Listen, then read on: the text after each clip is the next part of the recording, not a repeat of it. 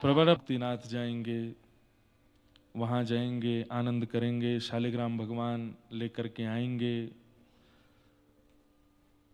सब योजनाएं बनती रहीं और अब विश्राम का समय। इसलिए मैं कहा करता हूं कि वृत्रासुर की स्तुति में वृत्रासुर कहता है कि संयोग में आनंद नहीं है, संयोग की प्रक्रिया में आनंद है। प्रक्रिया ज्यादा सुख देती है। यहां आएंगे, वो जो चिंतन बन रहा था, फ्लाइट में बैठे, फिर काठमांडू पहुंचे, काठमांडू से फिर पोखरा पहुंचे, पोखरा से दुर्गम रास्ते पार करते हुए जोमसोम पहुंचे, जोमसोम से ऊपर चढ़े, मुक्तिनाथ पहुंचे। यहां से चढ़ के ऊपर मंदिर में दर्शन किए। वो दर्शन करने से एक सेकंड पहले तक का जो पूरा प्रक्रिया समय था, वो दर्शन करने से ज्यादा सुखदायी, क्योंकि उसमें चिंतन ज्यादा है, उसमें स्मरण ज्यादा है, उसमें स्मृति ज्यादा है। और निरंतर चिंतन दर्शन के बाद नहीं बनता, दर्शन से पहले ही बनता है। कल मंदिर परिसर के कुछ मुखिया जन आए थे और सबने आकर के हमको आशीर्वाद भी दिया और हमसे कहा कि महाराज जी, हम तो कथा सुन नहीं पाए, कथा हुई, हम लोग तो मंदिर सेवा में ही रहते थे। हमने कहा तो अब क्या करें? बोले अगली कथा आप समय दीजिए और मुक्तिनाथ ऊपर मंदिर पे ही कीजिए, ऊपर परिसर में। मैंने कहा मैं रहूंगा कहां, पहले ये बताओ। नीचे से रोज आना जाना करना है करें भी तो कोई दिक्कत नहीं। बोले वहां कथा हो, ऊपर परिसर। हमने कहा वहां जगह कैसे? बोले हम सब व्यवस्था करेंगे, आप अनुमति दीजिए। और श्री मुक्ति नारायण भगवान के बिल्कुल, बोले ये हमारा नहीं, ये ठाकुर जी की ही आज्ञा है कि आप ऊपर कथा करो। हमने कहा जरूर, मैं अपने लाल जी से आज्ञा ले लें। और यहां आना ही बहुत बड़ा सौभाग्य है पुनः। और ये बहुत बड़ी कृपा है ठाकुर जी की कि इन 7 दिनों में मौसम बिगड़ा नहीं है। कल 28 तारीख को स्नोफॉल, रेनफॉल दोनों की संभावना है यहाँ पर। हम 27 को कल कथा करके निकल लेंगे उसके बाद यहाँ ऑक्सीजन लेवल भी चला जाता है और कम हो जाता है, और भी दुविधाएं हम लोगों को तो हो ही सकती हैं, तपस्वियों को नहीं होती। हम भोगी जीव है ना, हम लोगों को होती है। लेकिन परम आनंद, हमें तो बहुत आनंद आया। हम तो पूरे 6 दिन से इतने सुख में हैं, यत्र तत्र ऐसा लग रहा है कि ठाकुर जी विराज रहे हैं। कल एक महाराज जी से हम मिले तो वे बोले कि जरूरी नहीं है कि शालिग्राम गंडकी में ही मिले, आपको कहीं भी मिल सकते हैं। ये पूरे पर्वत में शालिग्राम जी विराज रहे हैं। तो हमने कहा था, मैंने महाराज जी हम लोग गए गंडकी, 3 ही शालिग्राम प्राप्त हुए। तो बोले जरूरी थोड़ी ये गंडकी में ही हो, कहीं भी मिल सकते हैं। और वो महाराज जी बोले हम प्रसाद बना के ऊपर मुक्तिनाथ जाते हैं, उसी मार्ग से जहां से सब जाते हैं। हमको रोज कम से कम 3 से 4 शालिग्राम रोज मिलते हैं, मार्ग में ही चक्रांकित प्रसाद बना के जब ले। तो ये कोई कृपा से कम नहीं है कि शालिग्राम यहां सबको नहीं मिल सकते। जो अधिकारी हैं या जिनके प्रति लाल जी की भावना, शालिग्राम भगवान, पूज्य मलुकपीठ वाले महाराज जी एक बार एक बात सुना रहे थे कि शालिग्राम भगवान अपना सेवक स्वयं चयन करते हैं, और अगर सेवक में सेवकाई नहीं होती तो तुरंत त्याग कर देते हैं, दूसरी जगह चले जाएंगे। अपना सेवक ढूंढ लेते हैं, किससे सेवा करानी। कोई महाराज जी थे, वो किसी महाराज जी के यहाँ गए तो उनके शालिग्राम जी बढ़िया लगे तो उनको ले आए अपने साथ। गंगा स्नान कर रहे थे, शालिग्राम भगवान को स्नान कराया तो कहते हैं कि शालिग्राम भगवान अपने आप ऐसे लुढ़कने लगे। तो उन महाराज जी को पहले तो अंदेशा हुआ, ये क्या हो रहा है। जब उन्होंने दोबारा सोचा हवा से या बहाव से चले गए होंगे, दोबारा उठा के रखे तो फिर से लुढ़क गए आगे। 2-3 बार, अभी की कुछ समय पहले की घटना महाराज जी बता रहे थे। बड़े व्याकुल हो गए, तब उन्होंने ठाकुर जी से प्रार्थना की, जय जय क्या आज्ञा है? तो रात्रि स्वप्न में ठाकुर जी बोले, जहां से लाए हो वहीं छोड़ के आओ, वही है हमारे सेवक, हम उनसे ही सेवा कराएंगे। और सबसे बड़ा प्रमाण सदन कसाई, वहां से ले गए थे महाराज जी, रात भर रोए ठाकुर जी, बोले वहीं जाना है, तराजू में ही बैठना है, वहीं अच्छा लगता है। शालिग्राम भगवान स्वयं अपने सेवक को ढूंढ लेते हैं। जब इस द्वापर में मंदिरों का निर्माण ज्यादा होना प्रारंभ हुआ, मूर्ति सेवा ज्यादा प्रारंभ हुई, उससे पूर्व तो सब शालिग्राम भगवान की ही सेवा करते थे।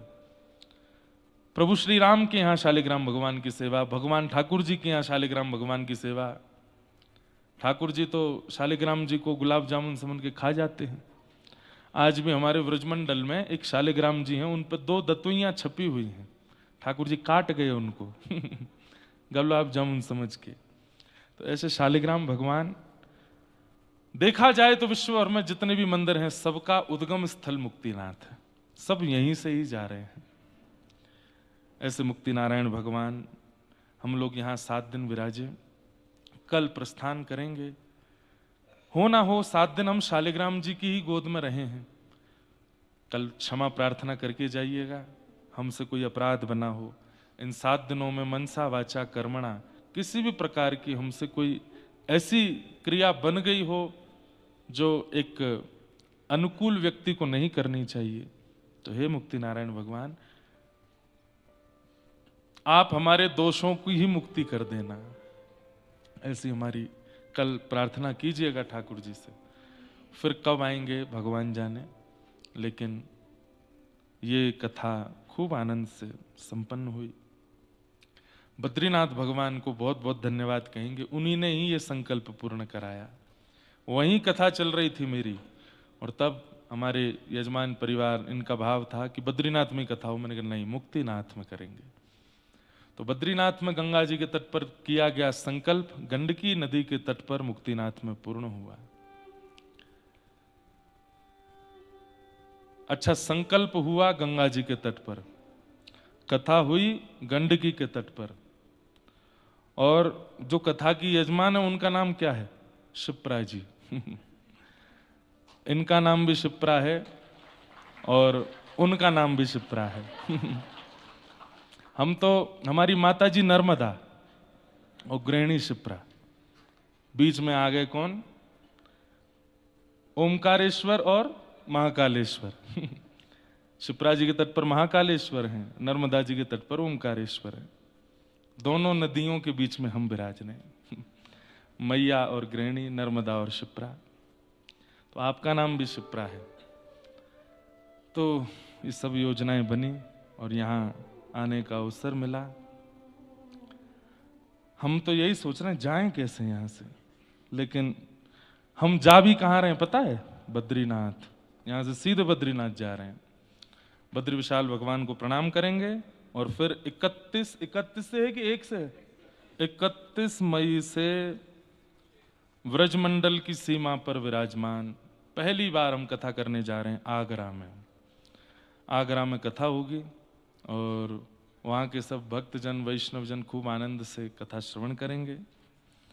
वहाँ कथा 6 तारीख को पूर्ण करेंगे और फिर 7 से लेकर के 13 तारीख तक श्रीधाम वृंदावन में कथा है।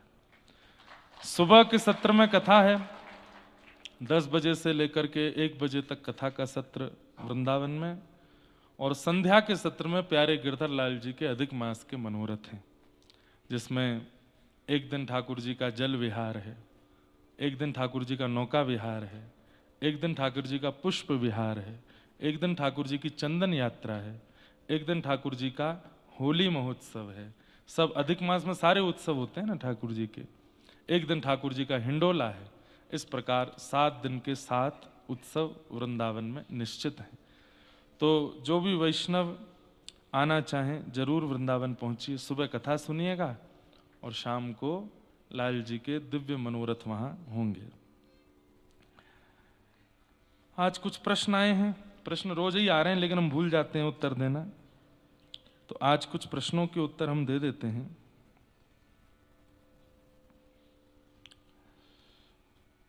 क्या किसी को सिर्फ मन से गुरु मान लिया जाए तो श्रीमन नारायण मिल सकते हैं, या फिर गुरु दीक्षा लेनी जरूरी होती है? अगर नियम का पालन कोई ना कर पाए, इसलिए ऐसा प्रश्न पूछा है। अब देखिए, बात ऐसी है कि मन से आप किसी को प्रेम करते हो, लेकिन कभी उस व्यक्ति का समकक्ष जाकर के बता नहीं पाए, या उससे विवाह नहीं किया, या उसको जीवन संग नहीं दिया, तो मन का प्रेम शुद्ध तो माना जाएगा, लेकिन प्रामाणिकता के रूप में तो तभी माना जाएगा जब विवाह हो। ठीक वैसे ही मन से गुरु मानना अति उत्तम है, गुरु की बातों का पालन करना अति उत्तम है, लेकिन प्रामाणिकता तो दीक्षा से ही होगी, इसलिए दीक्षा लेनी अनिवार्य है।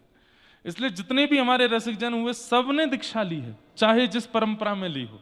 रही बात, आप कह रहे हैं कि नियम पालन कोई ना कर पाए, तो नियम पालन करने की क्षमता आपकी है भी नहीं, गुरु ही क्षमता प्रदान करते हैं। जब हम गुरु सन्निधि ले लेते हैं तो गुरु ही क्षमता प्रदान करते हैं। जब जब आप सुबह उठेंगे, सबसे पहले गुरुदेव का याद आएगी, और याद आती फिर होता है कि नियम करना है, नियम करना है, तो इसलिए उससे नियम बनता है। लेकिन पूर्ण तरह आप मुक्त हैं, कोई बहुत जबरदस्ती नहीं, आप मन से गुरु मानिए।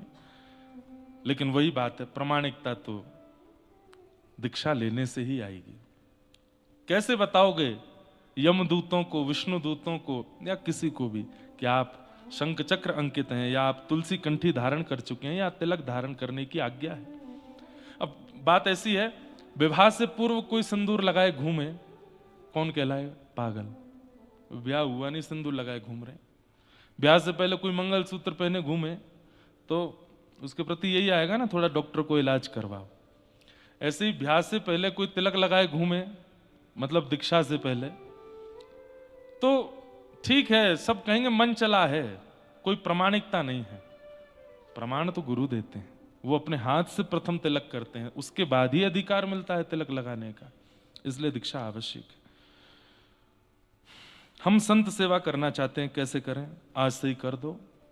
संत सेवा का मतलब उनको भोजन पवाना या अन्न खवाना या वस्त्र देना ही नहीं होता, उनकी वाणी का पालन करना, उनका दर्शन करके प्रणाम करना, ये भी संत सेवा ही है।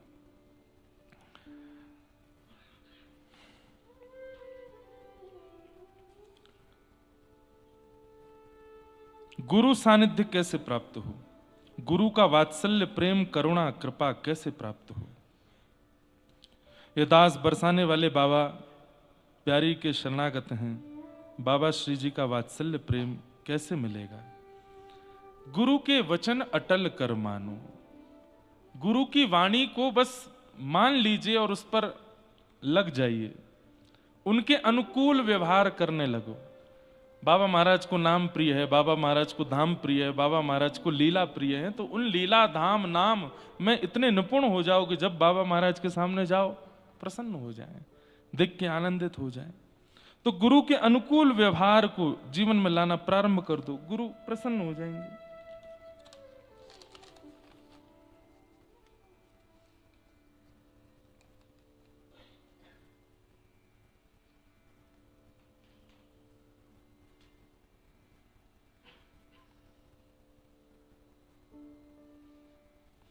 किन्हीं का भाव है कि क्या लड्डू गोपाल को साथ में सुलाना चाहिए और गुरु आज्ञा बिना तिलक करना चाहिए क्या? नहीं, ठाकुर जी को एकांत में उनके निज निवास में ही सुलाओ, क्योंकि रात में लाल जी बिहार करने जाते हैं, रास करने जाते हैं। आपके बगल में सोएंगे तो संकोच में रहेंगे। दूसरी बात, रात्रि शयन के समय हम अपवित्र अवस्था में होते हैं, ठाकुर जी के प्रति या तो उस स्थिति में पहुंच जाएं जहां मीरा कर्मा और कर्मेती जैसी है, लेकिन हमारी वैसी स्थिति नहीं है, तो ठाकुर जी का निज निवास में ही शयन होना चाहिए। आगे आदि सब प्रश्न हैं। हमारे परिवार में पहले लहसुन प्याज खाते थे, आपका प्रवचन सुनने के बाद हमने लहसुन प्याज छोड़ दिया है। अब समस्या में आ रही है कि कहीं रिश्तेदारी में जाते हैं, वहाँ शादी ब्याह में वहाँ लहसुन प्याज का खाना होता है, क्या करें? भैया देखो, बड़ी सीधी बात है, किसी को बैगन नहीं प्रिय तो वो खाएगा ही नहीं, किसी को आलू नहीं प्रिय तो वो छुएगा ही नहीं। हमारे संग एक पंडित जी रहते हैं, आए नहीं आप, वो धनिया नहीं खाते, वो नमकीन से रोटी खा लेते हैं, लेकिन धनिया पड़ा है सब्जी नहीं खाएंगे। तो फिर ये लहसुन प्याज वाली चीज पर आप इतने ज्यादा कंसर्न क्यों रहते हैं कि वो पड़ा है तो खाना ही पड़ेगा? नहीं है तो अब पता चल जाए विष पड़ा है, अब क्या करें महाराज जी, खाना तो पड़ेगा, रिश्तेदारों ने बनाया है। अरे नहीं खाना है। पेट भरने के बहुत तरीके होते हैं और आदमी सब तरीके जानता है, फिर ये प्रश्न क्यों आता है? अरे जब दिख रहा है कि नहीं है व्यवस्था तो ब्रेड बटर भी खा लेते हैं लोग, जब दिख रहा है नहीं है व्यवस्था तो फल भी खा लेते हैं लोग। आवश्यकता थोड़ी है कि आप नान दाल चावल पूड़ी सब्जी खाओगे तो ही आप बाराती घराती माने जाओगे। आपको पेट भरना है, आपको स्वास्थ्य रखना है अपना मंगल में, तो कुछ भी खाइए, लेकिन पता है कि पड़ा है तो मत खाइए। जरूरी थोड़ी अब नहीं, अब तो क्या करें, जीवन निकल जाएगा, हमारे प्राण चले जाएंगे नहीं खाए तो। सबसे बड़ी बात है भैया, भुंजते ते त्वघम पापात ये पचंत्यात्म कारणम। भगवान कहते हैं मुझे बिना भोग लगाए यदि कुछ भी आप पा रहे हो तो आप अपने पाप खा रहे हो, और जो वस्तु ठाकुर जी को भोग नहीं लग सकती उसको हम कैसे पाएं? इसलिए उसका परहेज करना चाहिए, उसका परहेज करना चाहिए।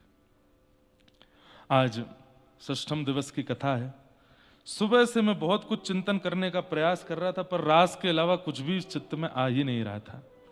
रात्रि में हम बैठे थे, अश्विन जी हमारे छोटे नरसिम्हा ये भी विराज रहे थे, थोड़ी थोड़ी वहां गोपेश्वर महादेव की चर्चा चल रही थी। ऐसा होता है मेरे साथ कि मुझे अगर एक विषय में छेड़ दिया जाए तो वो विषय मेरे चित्त से फिर जाता नहीं। और कल मानसरोवर की इतनी योजनाएं बन गई हैं चित्त में कि मन तो हो रहा है कि अगले महीने ही कथा कराऊं क्या। लंदन से कोई फोन आया, बोले पूरी कथा की सारी व्यवस्था हम करने को तैयार हैं, आप तो बस आज्ञा दो। काठमांडू से किसी का फोन आया, बोले हम यहां से सब व्यवस्था रखे हैं, ये है वो, आप तो महाराज जी आज्ञा करो। मेरा मूड सटक गया तो मैं अगले महीने भी कराऊंगा। विदेश की यात्रा है 3 जुलाई से, ज्यादा से ज्यादा 1 हफ्ता 10 दिन कम कर देंगे और क्या है।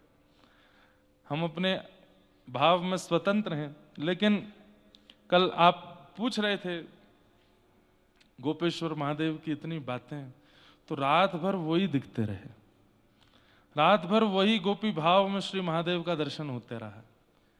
कैसी रूप होगी, कैसी झांकी होगी, कैसा स्वरूप होगा कि भगवान पिता रात्रि शरद। आज से रास पंचाध्याय शुरू करते हैं, चलो। कि भगवान पिता रात्रि शरदोत्फुल्ल मल्लिका विक्षरन्तुम मनश्चक्रे योगमायामुपाश्रिता।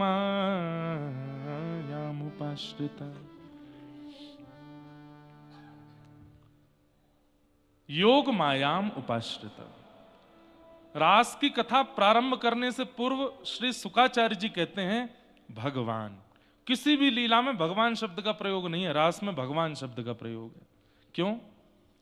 कि भाई आगे की लीला में कहीं तुम संशय मत करना, आगे की लीला में तुमको परमात्मा इतने सहज दिखने वाले हैं, कहीं तुम्हारे चित्त में विकार ना आ जाए कि ये कोई मानव तो नहीं। भगवान, भगवान शब्द का प्रयोग करके यह स्पष्ट कर दिया गया है, भगवान शब्द का प्रयोग करके स्पष्ट कर दिया गया है कि क्रिया करने वाला व्यक्ति बहुत बुद्धिमान है, इसलिए उनकी क्रिया पर संशय मत करना। समझ में आई बात? जैसे कोई सफर पर गया बालक, तो बड़े घर का कोई पूछता है साथ में कौन गया, तो साथ में जिम्मेवार व्यक्ति का जब नाम बोल दिया जाता है तो हम लोग निश्चिंत हो जाते, ठीक है वो साथ में है, सफर अच्छा ही होगा, वो साथ में है तो मंगल में ही लौट के आएंगे। ठीक वैसे ही रास की कथा प्रारंभ करने से पूर्व ही बता दिया, बोले रास करने वाला व्यक्ति कोई सामान्य नहीं है, जिम्मेवार व्यक्ति है। कौन? भगवान। षड ऐश्वर्यों से युक्त जो है उसको भगवान कहते हैं। उत्पत्ति प्रलयम चैव भूतानाम अगति गति वित्तिम विद्याम अविद्याम च सवाच्यो भगवान इति। ये 6 लक्षण जिसमें जो उत्पत्ति जानते हैं कि संसार कब बनेगा, और जो प्रलय जानते हैं कि संसार कब नष्ट होगा। भूतानाम अगति गति, मानवों की कहां गति है और कहां दुर्गति है ये जिनको पता है। हम कितना भी सोच लें, शुभ मुहूर्त में एक काम शुरू करो, नारियल फोड़ के करो, आरती करके करो, हमारा एक काम मंगल में होना चाहिए, शुभ लक्षण घड़ी आदि सब देख करके कार्य प्रारंभ किया था, लेकिन अच्छा होगा कि बुरा ये कह नहीं सकते, ठाकुर जी ही जानते हैं। दुनिया आज 90% भारतीय लोग मुहूर्त देख के ही काम करते हैं। क्या 90% भारतीयों के सब काम बढ़िया होते हैं? नहीं।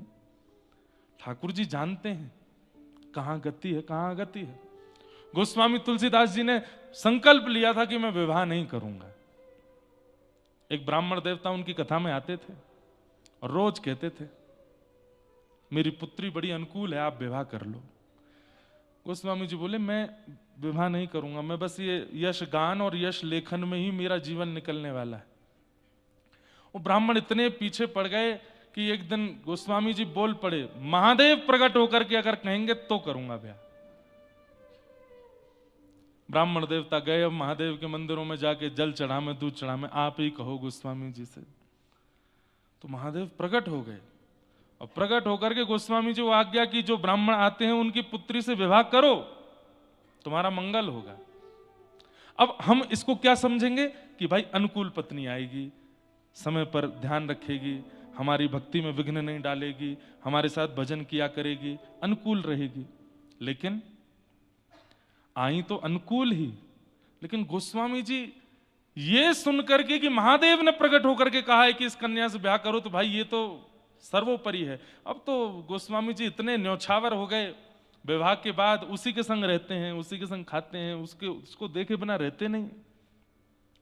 एक समय आया और रात्रि सोते हुए गोस्वामी जी को छोड़ के वो अपने मायके चली गई। 5 साल हो गए, जाने ही नहीं देते। तो विरह व्याकुल होकर के जब नदी पार की, पहाड़ पर चढ़ गए, कांटे लगे हैं, सर्प से रस्सी बना करके पार कर रहे हैं, एक शव को नाव बना करके नदी पार कर रहे हैं। जैसे ही पहुंचे अपनी पत्नी के पास, इस बुरी हालत में जब गोस्वामी जी को देखा, दुर्गंध आ रही है शव की। बोले दुर्गंध कैसी? बोले वो नदी पार कर रहा था ना, नाव नहीं थी, रात का समय, एक शव बहता हुआ आया, उसी से ही पार हो गया। आज की कन्या होती तो क्या बोलती, कितना एफर्ट किया मेरे लिए। पहाड़ पे चढ़ना था, रस्सी नहीं थी तो सर्प को रस्सी बना के चढ़ गया।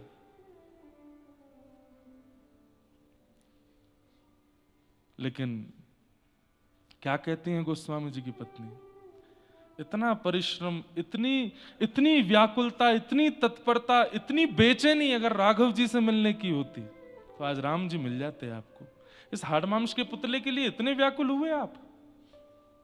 और ये बात सुनते ही बस सोचने लगे गोस्वामी जी, मैं इतना परेशान तो कभी नहीं हुआ राम जी से मिलने के लिए। मैंने कभी इस प्रकार की प्रक्रिया तो नहीं की राघव जी से मिलने की। सही कह रही है, इतनी बेचैनी मुझे राम जी से मिलने के लिए नहीं हुई। बस उसी समय पत्नी को प्रणाम किया और निकल गए और बोले अब राघव मिलेंगे तो ही जीवन का सार होगा। अब यहां पर मैं बात क्या कहना चाहता हूं कि महादेव ने कहा ब्याह करो, तो बात तो ऐसी होनी चाहिए भाई फिर तो अनुकूल ही मिलने वाली है पत्नी, लेकिन नहीं, प्रतिकूलता से ही आप भक्ति मार्ग में पहुंचोगे, इसीलिए प्रतिकूल पत्नी मिली है। और प्रतिकूल पत्नी से आ गए वो भक्ति मार्ग में, मिल गए राघव जी। तो जो व्यक्ति की गति और दुर्गति दोनों जानते हैं उन्हें भगवान कहते हैं। उत्पत्ति प्रलयम चैव भूतानाम अगति गति वेत्तिम विद्याम अविद्याम च। जो विद्या यानी कि ज्ञान और अविद्या माने कि अज्ञान, इसके जो ज्ञाता हैं, जो जानते हैं, उनको भगवान कहते हैं। इसलिए वो यदि किसी गोपी के गले में गलवैयां डाल रहे हैं तो संशय मत करना, वो भगवान है। माता जी फोन रख दो। हाँ बस, यहां नेटवर्क आ गए आपके। कौन सी सिम है? हमारे पंडित जी व्याकुल बैठे हैं, उनके नेटवर्क नहीं आ रहे हैं। हाँ? खूब आते हैं। क्या बता रहा था मैं? हां सुनिए, भगवान जब मत्स्य अवतार धारण करते हैं और जैसे ही क्षीर सागर में या समुद्र में प्रवेश करते हैं तो जितनी भी मछलियां थीं भगवान के मत्स्य रूप को देख के मोहित हो गए और सबके मन में इच्छा होने लगी कि ये हमारे प्रियतम बन जाएं। भगवान ने जब कूर्म अवतार धारण किया, कच्छप बन करके आए, तो जितनी भी कछुए मादा कछुआएं थीं सब ठाकुर जी के रूप पर मोहित हो गए। सबका मन हुआ कि हम इनसे विवाह कर लें। भगवान जब नृसिंह बन करके आए तो जितने भी वन की सिन्हियां थीं ठाकुर जी का रूप देख करके मन में हुआ कि यही हमारे प्रियतम बन जाएं। भगवान जब बराह बन करके आए तो जितनी भी बरही थीं सब ठाकुर जी के रूप पर मोहित हो गए। सबकी इच्छा हुई कि हम इनके विवाह कर लें। भगवान जब राम बन करके आए, दंडक वन में गए तो जितने भी संत थे, अरे स्त्रियों की तो छोड़ो, वो साधु महात्मा जो हजार हजार वर्षों से बैठे हैं तपस्या में, राघव जी की एक छटा देख करके उनके मन में भी प्रियतमा जैसा भाव आने लगा, जैसे ये प्रियतम और हम प्रियतमा हैं। एक बात तो माननी पड़ेगी कि ठाकुर जी के सन्मुख, अगर ठाकुर जी सन्मुख आ गए तो अगर दर्शन करने वाला पुरुष है उसके चित्त में भी वो भावना प्रकट होने लगेगी जो एक प्रियतमा की पति के प्रति होती है। इसमें आपका वश नहीं चलेगा। इसीलिए महादेव गोपी बने, क्योंकि वहां पुरुष रह ही नहीं पाएगा। वो पुरुषोत्तम है। पुरुषोत्तम जो उत्तम पुरुष है उसके आगे सब स्त्रियां हैं। ध्रुव स्तुति में एक बात आती है, और ध्रुव जी महाराज कितने वर्ष के हैं? प्रहलाद जी और ध्रुव जी ये सम उम्र के ही हैं।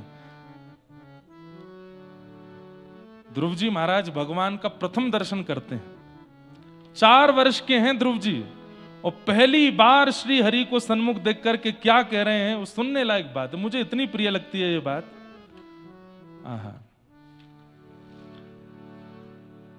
ध्रुव जी महाराज के सामने गरुण पर आसीन होकर के श्री हरि पधारे हैं, और प्रथम दर्शन श्री ध्रुव जी महाराज ने ठाकुर जी का किया है। इस प्रसंग को सुनकर के गोपी गीत या फिर रासपंच अध्याय में संशय प्रकट नहीं होगा आपके चित्त में। आहा, ध्यान से सुनिए। तद्दर्शनेनागत साध्व सच्चिता ववन्दतांगं विनमय्य दण्डवत् द्रग्भ्यां प्रपश्य प्रपिवार्निवार्भक चुम्बन् निवास्येन भुजैरिवाश्लिषन्। 4 वर्ष के ध्रुव जी, 4 वर्ष का कोई बालक है यहाँ पे? नहीं होगा। 4 वर्ष के बालक को एक बार देखना कैसा लगता है। वो ना ज्यादा सुधरा हुआ ना ज्यादा बालवत, बिल्कुल सामान्य सा है। अभी स्वयं से चलना भी नहीं जानता, ठीक ठीक है। ज्यादा संसार का बोध नहीं है, बिल्कुल बोध नहीं है। 4 वर्ष का है, तुतला के बोलता है। वो 4 वर्ष के ध्रुव जी के सामने भगवान खड़े हैं, और ध्रुव जी क्या कह रहे हैं? पहले तो देखते रहे, पता ही नहीं है कि दंडवत करना होता है। तो फिर गरुण जी ने कहा प्रणाम करो, भगवान आए हैं। तो ध्रुव जी महाराज दंडवत करते हैं। तब गरुण जी बोले इतनी देर हो गई, तुम क्या देख रहे हो? तो ध्रुव जी गरुण जी को बता रहे हैं, ठाकुर जी को नहीं। बोले ये इतने प्यारे लग रहे हैं, मेरा मन हो रहा है कि मैं इनकी गोद में चढ़ के इनके गालों को खा जाऊं, इतने प्यारे लग रहे हैं। चुम्बन निवास्येन भुजैर्निवाश्लिषन्, मन होता है कि मैं इनके अंक को अपने अंग में ऐसे भर लूं और भर के इनके गाल पर चुम्बन कर लूं। 4 वर्ष का बालक ठाकुर जी को देख करके ये भावना रखता है। वो मत्स्य बनते हैं तो मछलियां मोहित हो जाती हैं, वो कूर्म बनते हैं तो कछुआ, मादा कछुआ मोहित हो जाती हैं, वो बराह बन के आते हैं तो बरही मोहित हो जाती हैं, वो नृसिंह बन करके आते हैं तो सिंहनियां मोहित हो जाती हैं। जब वे राम बन करके आते हैं तो दंडक वन में हजारों वर्षों से तपस्या में बैठे हुए, कंचन कामनी से कोसों दूर, वे सब संत जन भी राघव जी की छटा को देख करके उनके प्रति प्रियतम का भाव रखने लगते हैं। सारे अवतारों में ठाकुर जी ने सबको देखा और सबको वरदान देते गए, द्वापर की प्रतीक्षा करो, द्वापर की प्रतीक्षा करो, द्वापर की प्रतीक्षा करो। आज समुद्र की वे असंख्य मछलियां जिन्होंने मत्स्य दर्शन किया वो गोपी बन के आई हैं। आज वे समस्त कच्छप दर्शन करने वाली मादा कछुआ सब गोपी बन के आई हैं। वे दंडक वन के सभी संत जो राघव जी को प्रियतम मान रहे हैं, वे सब गोपी बन के आए हैं। अरे कहां तक कहें, वेद, वेद तो शब्द है, वेद के तो अंग नहीं होते, वेद का तो रूप नहीं होता, वेद तो केवल शब्द बनकर के प्रकाश आकाश में भ्रमण करता रहता है। वो वेद तक ठाकुर जी के रूप पर मोहित हो जाता है।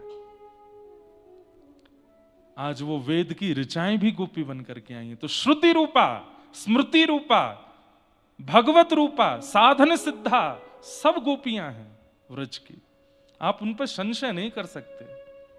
ये एक जन्मों की प्राप्ति नहीं है रास में, ये अनेक जन्मों की प्रतीक्षा है कि आज ठाकुर जी मिले हैं।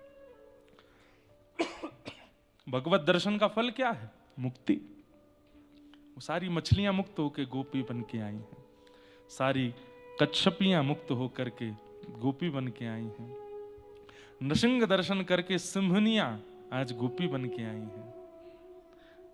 और मैं अगर ये बात कह रहा हूं कि कच्छप रूप पर केवल कच्छपियां ही मोहित हो रही हैं, तो भी मैं गलत हूं। जलचर जितने जीव हैं सब मोहित हो रहे हैं ठाकुर जी पर। इतने सुंदर हैं हमारे श्याम सुंदर। कहते कहते कभी कभी मन भर आता है, कितने सुंदर होंगे वे जो सब मोहित हो जाते हैं उन पे। आज वे सब गोपियां बन करके आई हैं और उन सबको ठाकुर जी ने आज्ञा दी थी कि मैं मिलूंगा। कब मिलोगे? बोले शरद पूर्णिमा की रात्रि को। शरद की रात्रि को? अच्छा। अब यहां एक बड़ी गुप्त कथा है, सुनो।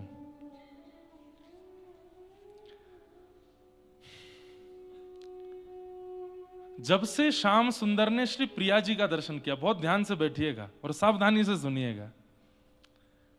जब देखी वृषभानु जाय, हिय बिच उठी हूंक, वंशी रह गई हाथ में, फिर न लागी फूंक। जब से श्री प्रिया जी का दर्शन किया है और अभी गोवर्धन लीला हुई, तो गोवर्धन लीला में जब ठाकुर जी ने गिरिराज जी धारण किए, उसी समय श्री वृषभानु बाबा किशोरी जी को लेकर के सामने खड़े हो गए। तो किशोरी जी के प्रभाव से ठाकुर जी 7 दिन तक खड़े रहे। अब ये सब दृश्य, ये सब भाव मैं पहले भी कथाओं में बहुत बार विस्तृत रूप से बता चुका हूं कि गर्गाचार्य जी क्या क्या बता के गए थे। आज सब ब्रजवासियों ने कहा कि भैया, हे नंद बाबा, हे भानु बाबा, आपके दोनों बालक जो हैं ये ब्रज की रक्षा करते हैं, इनका ब्याह करो। और तब ठाकुर जी का विवाह किशोरी जी से हुआ। कहां हुआ? भांडीर वन में हुआ। किसने कराया? ब्रह्मा जी ने कराया। गर्ग संहिता की कथा। तो एक नियम होता है कि ब्याह के बाद कुछ दिन घर में रहने के बाद फिर बहू महीना 1.5 महीना के लिए अपने पिहर जाती है। तो किशोरी जी गई हैं बरसाने, और श्री ठाकुर जी की ये स्थिति है, इतने छटपटाते रहते हैं, मन ही नहीं लग रहा है बिना श्री जी को देखे। मधुमंगल तन सुखा मन सुखा धन सुखा। बोले लाला सही कह मैं। सब लोग बोले का? बोले ब्याह के बाद सब बदल जाए, तू बदल गो। बोले क्यों? इतनो आनंद करवे वारो, इतनो मचलवे वारो, ऐसे उछल उछल के खेलवे वारो, पूरे दिन गुम सुम सो बैठो रे, का है गो? अरे ना है कछु ना है। बोले ना बता ना लाला। बोले श्री जी के दर्शन की इच्छा है रही है, मैं कहा करूं? ये तो ब्याह है कि भी वियोग खत्म नहीं है रो है। 1.5 महीना को काय को चली गई है अपने बरसाने। तो राधा जू के रिझवन कारण नाना रूप धरावे, कान्हा मोर बन आवे, कान्हा लिलिहारी बन आवे, कान्हा जोगी बन आवे, कान्हा सखी बन आवे। रूप बदलते हैं ठाकुर जी श्री जी से मिलने के लिए। तो सबरे ग्वाल बाल बोले लाला तू को दर्शन करने? बोले हाँ। बोले तू हम ते बता दे कर, सब करवे को तैयार है। बोले कहा करोगे?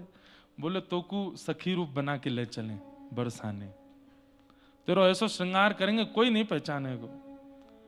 वैसे तो लाला तेरो अब अधिकार है, तेरो ब्याह है गयो है, तू तो वैसे भी अपने प्रकट रूप में जा सके। ठाकुर जी बोले ना मुझको शर्म आवे, ऐसे जाऊंगा फिर मैं बात बने, और फिर बात बनती बनती नंदगांव यशोदा मैया को पता चलेगी तो वो अलग कहेंगी, अच्छा मैं मिल के आयो बहुते नेक ना रुको जा रहो तो पे घर पे।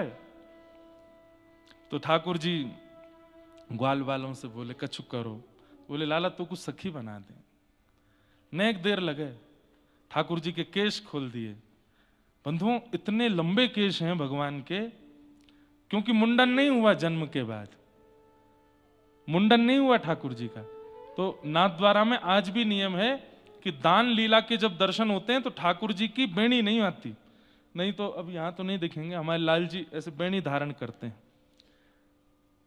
चोटी धारण करते हैं, पैर से नीचे तक चोटी है ठाकुर जी की।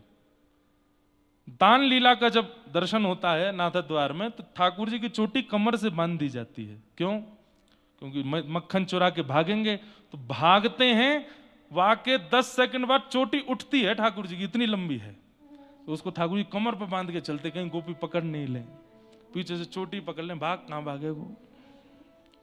ठाकुर जी के केश खोल दिए, बीच की मांग निकारी है, आहा सिंदूर पधरायो है, ऊपर से वो क्या पहनते हैं सिर पे, क्या बोलते हैं उसको, हाँ जो भी बोले वो धारण किया, कानों में कुंडल पहने हैं, आंखन में काजल लंबो लंबो लगायो है, मुख पर सुंदर लालिमा लगाई है, नाक में नथ बेसर पहनी है, गले में हार पहने हैं, हाथ में चूड़ी पहनी है, लहंगा पहनी, चुनरी पहनी, सब बिल्कुल सुंदर श्रृंगार कर लियो। ग्वाल बाल बोले लाला तू छोरी हो तो ना हम तोते ही ब्याह कर लेते। कृष्ण लला तुम होते लली तो गरे कट जाते करोड़न के, लेकिन लाला तेरो श्याम वर्ण कैसे ढके। ठाकुर जी बोले कछु तो करो। लगे सबरे ग्वाल बाल चंदन घिसवे, महाराज खूब सारो चंदन घिसो, और चंदन घिस करके केसर युक्त चंदन ठाकुर जी के श्री अंग पे लगायो। पीरो चंदन श्याम ठाकुर जी को अंग, तो चंदन सूखने के बाद ठाकुर जी के अंग पे गोरो गोरो सो नेक अंग प्रकट होने लगा। कहीं कहीं सांवले हैं, कहीं कहीं गोरे, लेकिन इतने सुंदर लग रहे हैं, इतने मधुर लग रहे हैं। पालकी में बैठा करके ले जा रहे हैं सबरे ग्वाल बाल ठाकुर जी को श्री जी से मिलाने के लिए, और नव दुल्हन की भांति बैठे हैं ठाकुर जी, और बैठ करके जा रहे हैं। जैसी बरसाने पहुंचे, अपने घूंघट में से जैसे ही अटारी देखी है श्री जी के भवन की, ठाकुर जी भाव विह्वल हो गए। किशोरी जी के दर्शन नहीं हुए, इतने दिन हो गए, व्याकुल हो रहे हैं, इतने भाव विह्वल हो गए कि यहां श्री जी विराज रही है, कितना भाग्यशाली ये भवन है, यहां में मेरी श्री जी रह में। जैसे ही भाव विह्वल हुए तो नेत्रों से अश्रु गिरने लगे। अश्रु पहुंचवे के चक्कर में यहां तो चंदन छूट गो, यहां तो चंदन छूट गो। मधुमंगल आदि ने जैसे देखे तो ठाकुर जी फिर से श्याम वर्ण के गए। अरे लाला रो काई को रोए, ऐसे रो रो जैसे नई बहू विदाई हरी हो, काई को रो रहे। अरे ना बरसाने आए गए ना, या बरसाने के कण कण में श्री जी के चरणार बिंद अंकित हैं, तो वो सोच करके मुंह को विरह है गो। अब क्या करूं, सबरी गोपी तो पहचान जाएंगी। वो लाला तू ऊंचो घूंघट कर ले। सो ठाकुर जी ने ऊंचो घूंघट कर लियो, हाथों पे तो अभी भी चंदन है। सब सखियां बोली अरे कौन सी बहू है लेके आ रहे हो। बोले नंद बाबा ने भेजी है। बोले नंद बाबा ने कहां से आई। बोले ऊंचे गांव के बड़े गोप हैं उनकी बहू है, हम सब नंद बाबा ने आज्ञा करी या को जाए के श्री जी को दर्शन करा के लाओ, तो श्री जी को दर्शन करावे लाए हैं। अच्छा मुख तो दिखाओ या को। बोले वो पतिव्रता नारी है, पति के अलावा कोई को मुख ना दिखाए, हमने ना देखो वा को मुंह, तुम्हें दिखावेगी, ज्यादा से ज्यादा श्री जी को दिखावेगी और कोई को नहीं। सब गोपी बोली यहां से आगे आप लोगों का प्रवेश नहीं है, लाओ पालकी हम उठावे। सब ग्वाल वाल छोड़ दी। अब ललता विशाखा आदि सब सखियां पालकी में लेके ठाकुर जी को भीतर पहुंची, अंतःपुर में पहुंची। श्री जी बोले अरे ये तो कोई बड़ी सुंदर गोपी आई है, बड़ी सुंदर साज श्रृंगार किए, न मुख तो दिखाओ। तो ठाकुर जी अपने घूंघट पकड़ के सिर हिलामे। बोले क्यों। तो ललता विशाखा को इशारों करें, बोल भी नहीं रहे, आवाज से पहचान जाएंगी सबरी। अच्छा इन सबन को बाहर करूं, केवल मुख को मुख दिखाओगी। बोले हाँ। जैसे ही सब सखियां बाहर गईं, किशोरी जी आई, आओ मेरे पास बैठो। कौन से गांव ते आई हो, कहाँ नाम है तुम्हारो? ठाकुर जी पालकी से उतर के चल रहे हैं तो श्री जी कहें, आहा बड़ी मस्तानी चाल है, बड़ी मधुर चाल है। चाल देख करके, ढाल देख करके श्री जी मोहित होती जा रही है। अभी मुख नहीं देखा है, जिस भांति से चुनरी पकड़ी है घूंघट की, तो जो हाथों की आकृति है वो भी इतनी सुंदर है, सब कुछ इतना मधुर है। श्री जी के चित्त से कभी श्याम सुंदर विलग नहीं होते, लेकिन आज एक ऐसी सखी आई है कि जिसने श्याम सुंदर के चित्र को चित्त से अलग कर दिया है। श्री जी अब और व्याकुल हो रही हैं देखने को, है कौन ये जो श्याम सुंदर भुला रही है मेरे चित्त से। और जैसे ही घूंघट ऊपर कियो है, किशोरी जी को एक बार को तो ऐसी सुंदरता कि मूर्छा जैसी आने लगी। और जैसे तैसे जब होश में आई, गाढ़ आलिंगन किया ठाकुर जी का। श्याम सुंदर आप आए हैं। ठाकुर जी के नेत्र पुनः सजल हो गए। आप रो क्यों रहे हैं, क्या बात है? विवाह करा दियो सब रे ब्रजवासी ने, लेकिन फिर भी हमारा वियोग नहीं जा रहे हो। हे श्यामाजू आप चलो ना नंद भवन में, कैसे रहूंगा मां, मुंह पे रहो नहीं जा रहे है, और कितने दिन लगेंगे, और ये वियोग क्यों आवे मेरे जीवन में? ऐसा कोई उपाय बताओ कि आपको वियोग मेरे जीवन से कभी जावे नहीं। गोपियां ही नहीं रोती ठाकुर जी के विरह में, ठाकुर जी भी विरही होते हैं। श्री जी बोली, देखो आप अपनी प्राप्ति का कारण स्वयं नहीं बता सकते, आपके भक्त बताएंगे। ऐसे मैं अपनी प्राप्ति को कारण स्वयं कैसे बताऊं, वो तो ललिता बतावेगी। नहीं, उनको भीतर मत बुलाइए, मजाक बनाएंगी मेरो। ठाकुर जी बोले, बुलानी तो पड़ेंगी। श्री जी बुलवाएं। ललिता विशाखा भीतर आई, और जैसे ही बगल में बैठे श्याम सुंदर गोपी भाव में श्यामा सखी बन के आए। अब तो ललिता आदि सखियां इतनी भाव विवल दौड़ करके गई, थाल सजा करके लाई। अरे वाह, आज तो सखी रूप धारण करके आए हो, बड़े सुंदर लग रहे हो, बड़े प्यारे।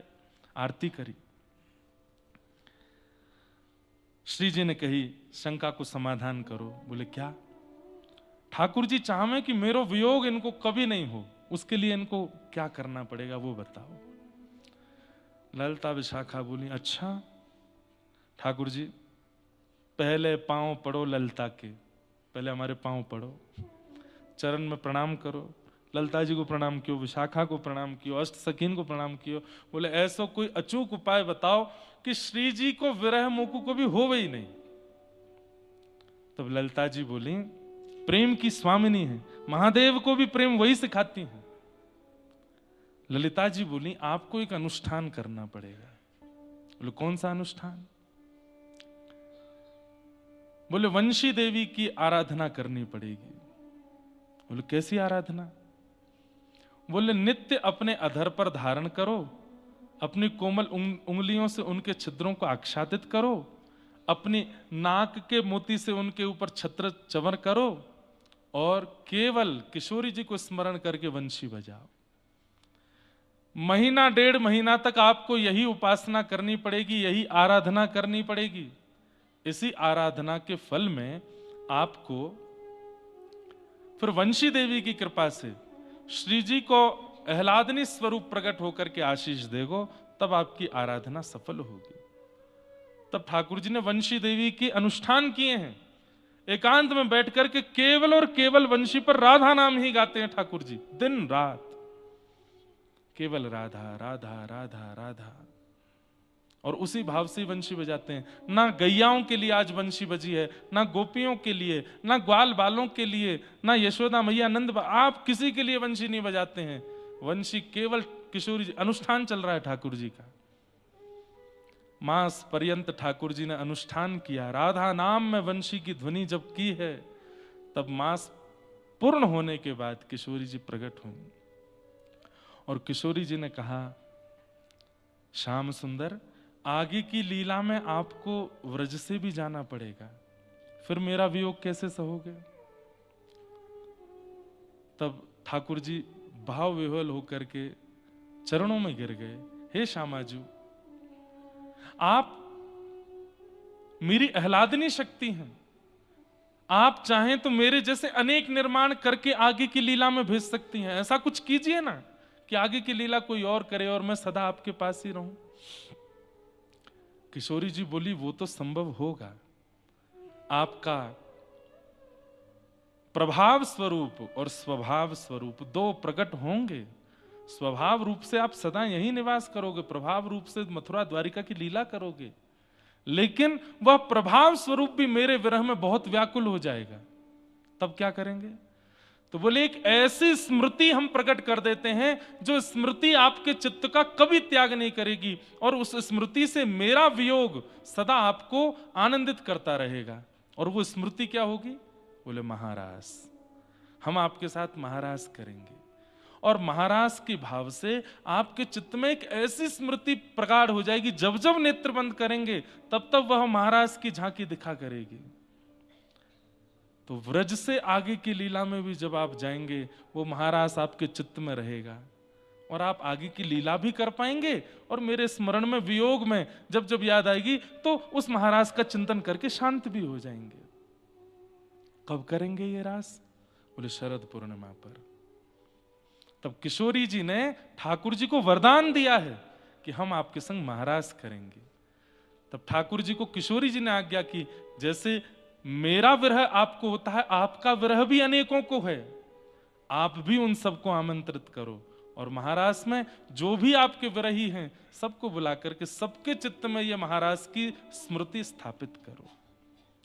योग मायाम उपाश्रित,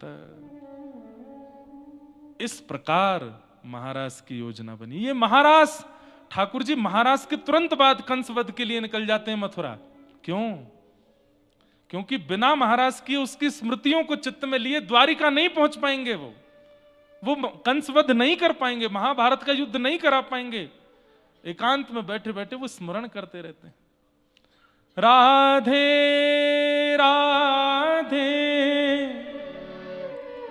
करुणामयी कृष्ण प्यारी,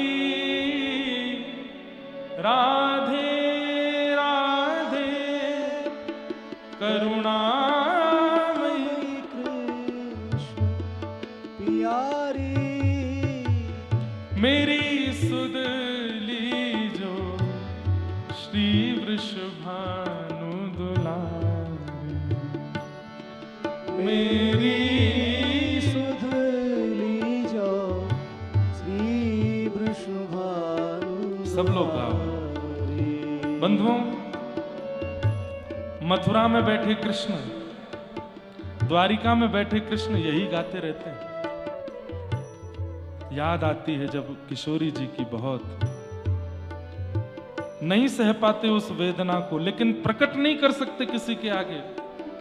तब एकांत में बैठकर के केवल श्री जी को याद करते हुए ठाकुर जी गाते हैं,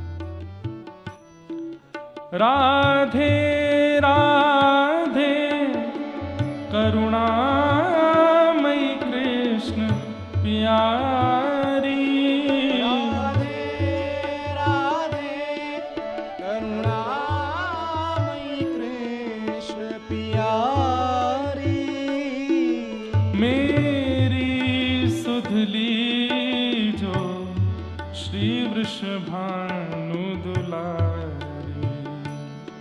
मेरी सुध लीजो श्री वृषभानु दुलारी। ओ मेरी सुध लीजो श्री वृषभानु दुलारी, मेरी सुध लीजो श्री वृषभानु दुलारी। हे मनोहारिणी रासेश्वरी रस रूपा, हे मनोहारिणी रासेश्वरी रस रूपा, हे मनोहारिणी रासेश्वरी रस रूपा, हे मनोहारिणी रासेश्वरी रस रूपा, ब्रज विलासिनी ब्रज वासिनी ब्रज विलासनी ब्रजवासन ब्रज की भूपा। हे अखिल लोक चूड़ामणि कीर्ति किशोरी। अखिल लोक चूड़ामणि कीर्ति किशोरी। मेरी सुधली जो श्री वृषभानु दुलारी। मेरी सुधली जो श्री वृषभानु। मुक्तिनाथ में बैठे हैं बंधु। मुक्ति कहे गोपाल से मेरी मुक्ति बताओ। सबको मुक्ति मैं देती हूं, मेरी मुक्ति कैसे होगी? तब यही नाथ कहते हैं, बोले व्रजमंडल चली जा, किशोरी जी की चरण रज उड़ मस्तक पड़े, मुक्ति मुक्त है जाए। वो मुक्ति भी मुक्त हो जाती है वृंदावन जाकर के किशोरी जी की चरण रस से। ऐसे मुक्तिनाथ में मन में भाव आता है कि कहीं आज यहां निवास करने वाली मुक्ति और नाथ तो मुक्ति ही तो नहीं कह रही हूं कि आप कथा करके जा रहे हैं, जाते जाते किशोरी जी के कुछ भाव सुना जाइए, ताकि इस मुक्ति को भी लगे कि मैं भी धन्य हो गई हूं। ज्ञान की बातें तो यहां सब करते हैं, वैराग्य तो यहां सबको हो जाता है, भक्ति भी यहां आके सब कर लेते हैं, पर मुक्ति का उद्धार तो हमारी श्री जी के चरण कमल से ही होता है। नाथ के संग रह करके भी मुक्ति मुक्त नहीं हो पाती, श्री जी के दर्शन करने पड़ते हैं मुक्ति को, तब मुक्ति मुक्त होती। आज ऐसे मुक्तिनाथ में मुक्ति के भाव से और नाथ के भाव दोनों ही मानो गा रहे हैं हमारे साथ। राधे राधे करुणामयी कृष्ण प्यारी। राधे राधे करुणामयी कृष्ण प्यारी। मेरी सुधली जो श्री वृषभानु दुलारी। मेरी सुधली जो श्री वृषभानु दुलारी। हे प्रेममयी इतनी तो करुणा कीजे। हे प्रेममयी इतनी तो करुणा कीजे। हे प्रेममयी इतनी तो करुणा कीजे। हे प्रेममयी इतनी तो करुणा कीजे। प्रिय प्रेम भक्ति की भीख मोहे अब दीजे। प्रिय प्रेम भक्ति की भीख मोहे अब दीजे। निज बाह छाह दे चरण सखी रख लीजे। निज बाह छाह दे चरण शरण रख लीजे। हे वृंदावनी हमारी यूं कर लीजे। हे वृंदावनी हमारी। कितनी बढ़िया बात है। हे प्रेममयी इतनी तो करुणा कीजिए, प्रिय प्रेम भक्ति की भीख मोहे अब दीजिए। निज बाह छाह दे चरण शरण रख लीजिए। अपने चरणों में सदा अपने हस्त कमल की छांव में हमें बैठा लीजिए श्यामा जी। हे वृंदावनी हमारी यों कह लीजिए। हा हा किशोरी के मैं तुम पर बलिहारी। हा हा किशोरी के मैं तुम पे बल मेरी सुधली जो श्री वृषभानु दुलारी, मेरी सुध लीजो श्री वृषभानु दुलारी। राधे राधे करुणामयी कृष्ण प्यारी, राधे राधे करुणामयी कृष्ण प्यारी। मेरी सुधली जो श्री वृषभानु दुलारी, मेरी सुध लीजो श्री वृषभानु दुलारी। ओ मेरी सुध जो श्री वृषभानु दुलारी, मेरी सुध लीजो श्री वृषभानु दुलारी। किशोरी जी ने वरदान दिया है ठाकुर जी को, और वंशी देवी की अनुष्ठान से यह वरदान मिला है कि हम शरद पूर्णिमा पर आपके संग रास करेंगी, जिसकी स्मृति सदा आपके चित्त में रहेगी। किशोरी जी यह भी नहीं चाहती कि आगे की लीला ना हो।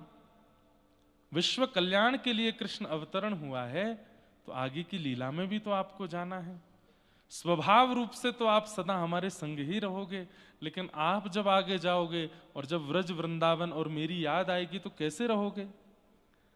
तो व्रज तजने से पूर्व हम महाराज करेंगे, और उस महाराज की स्मृति सदा आपके चित्त में रहेगी, आपके सदा चित्त को वो सुख देगी।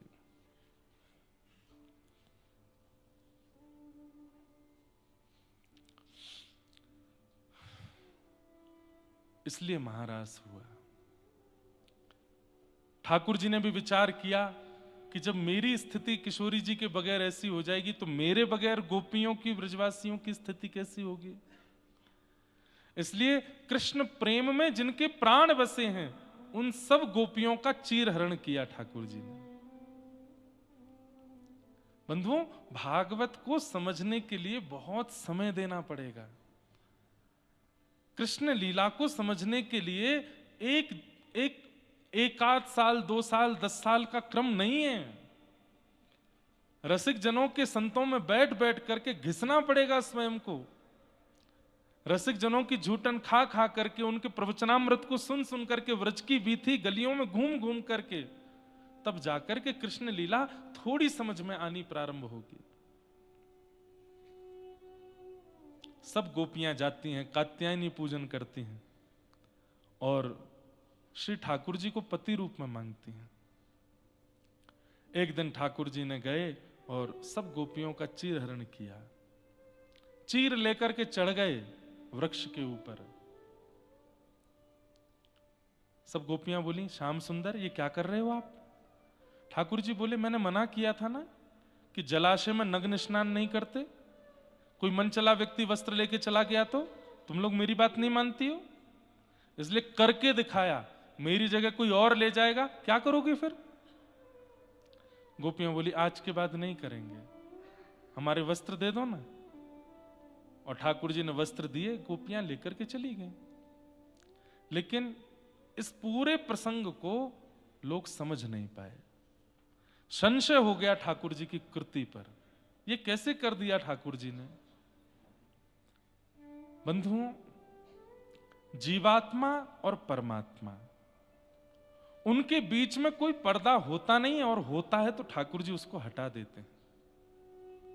चाहे वो माया का पर्दा आवे, विषय का पर्दा आवे, वासना का पर्दा आवे, जो भी ठाकुर जी और जीवात्मा के बीच में आता है, ठाकुर जी को यदि वो जीवात्मा प्रिय लग गया तो बीच में जो बाधा होगी वो हटेगी।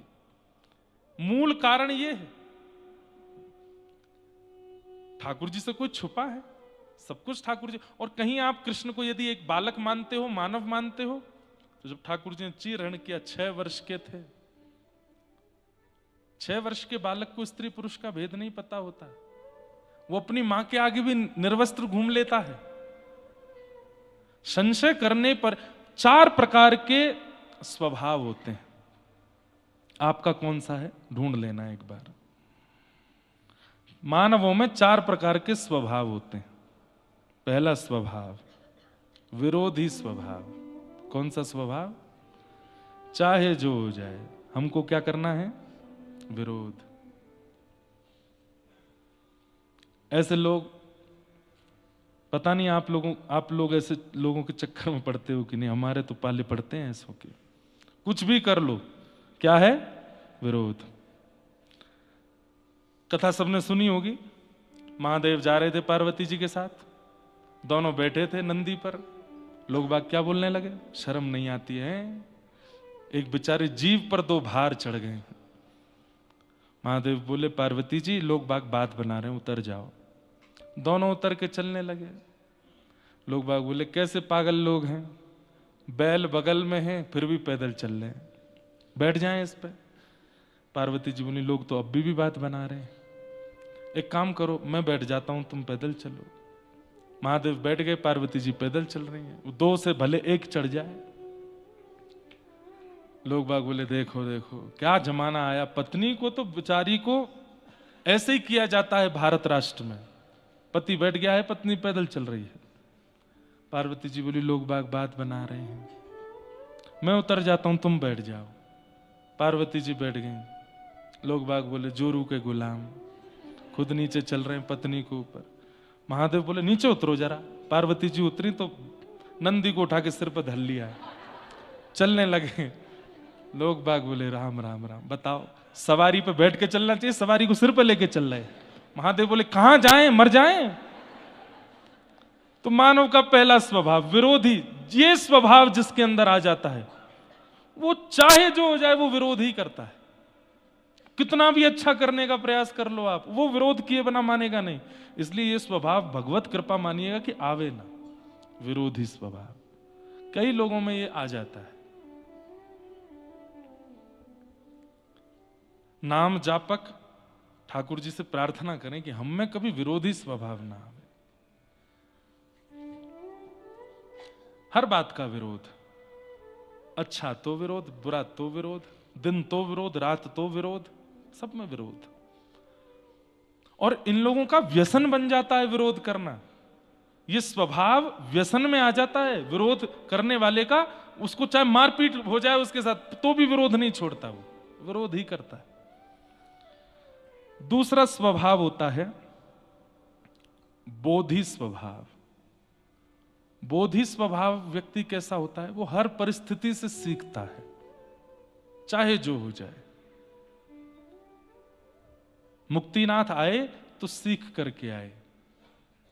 मुक्तिनाथ आने से पहले 1 रात्रि नेपाल में या पोखरा में, जोमसोम में कहीं रुको। अचानक से इतने एल्टीट्यूड पे जाओगे, सांस फूलो। बोधि स्वभाव, ये तो एक सामान्य बात है, पर परिस्थिति के हर मोड़ से जो सीखे उसको बोधि कहते हैं। ये बहुत अच्छा है, ठाकुर जी को बहुत प्रिय लगता है बोधि स्वभाव वाला व्यक्ति जो हर जगह सीखता है। यहां मैंने ये सीखा, यहां मैंने ये सीखा। श्री दत्त प्रभु 24 अवतार, 24 गुरु हैं उनके, सबसे सीख रहे हैं, सबसे सीख रहे हैं। अरे कबूतर से सीख रहे हैं, जिसको सब उपेक्षा करते हैं उस वैश्या से सीख रहे हैं दत्तात्रेय भगवान। क्या सीखा? बोले मैंने पिंगला नाम की वैश्या से सीखा कि वो रोज श्रृंगार करके बैठती है और प्रतीक्षा करती है कि कोई प्रेमी मेरे से मिलने आएगा, लेकिन रात हो जाती है, कोई मिलने नहीं आता, तो विलक करके अपना श्रृंगार उतार के बैठ जाती है। लेकिन एक दिन उसके मन में आता है कि मैं संसार के लिए इतना श्रृंगार करती हूं, एक बार श्याम सुंदर के लिए करके देखूं। और जब वो श्याम सुंदर के लिए श्रृंगार करती है, वही एक परम साधिका बन जाती है, परम भक्त बन जाती है। मैंने उसको गुरु बना लिया।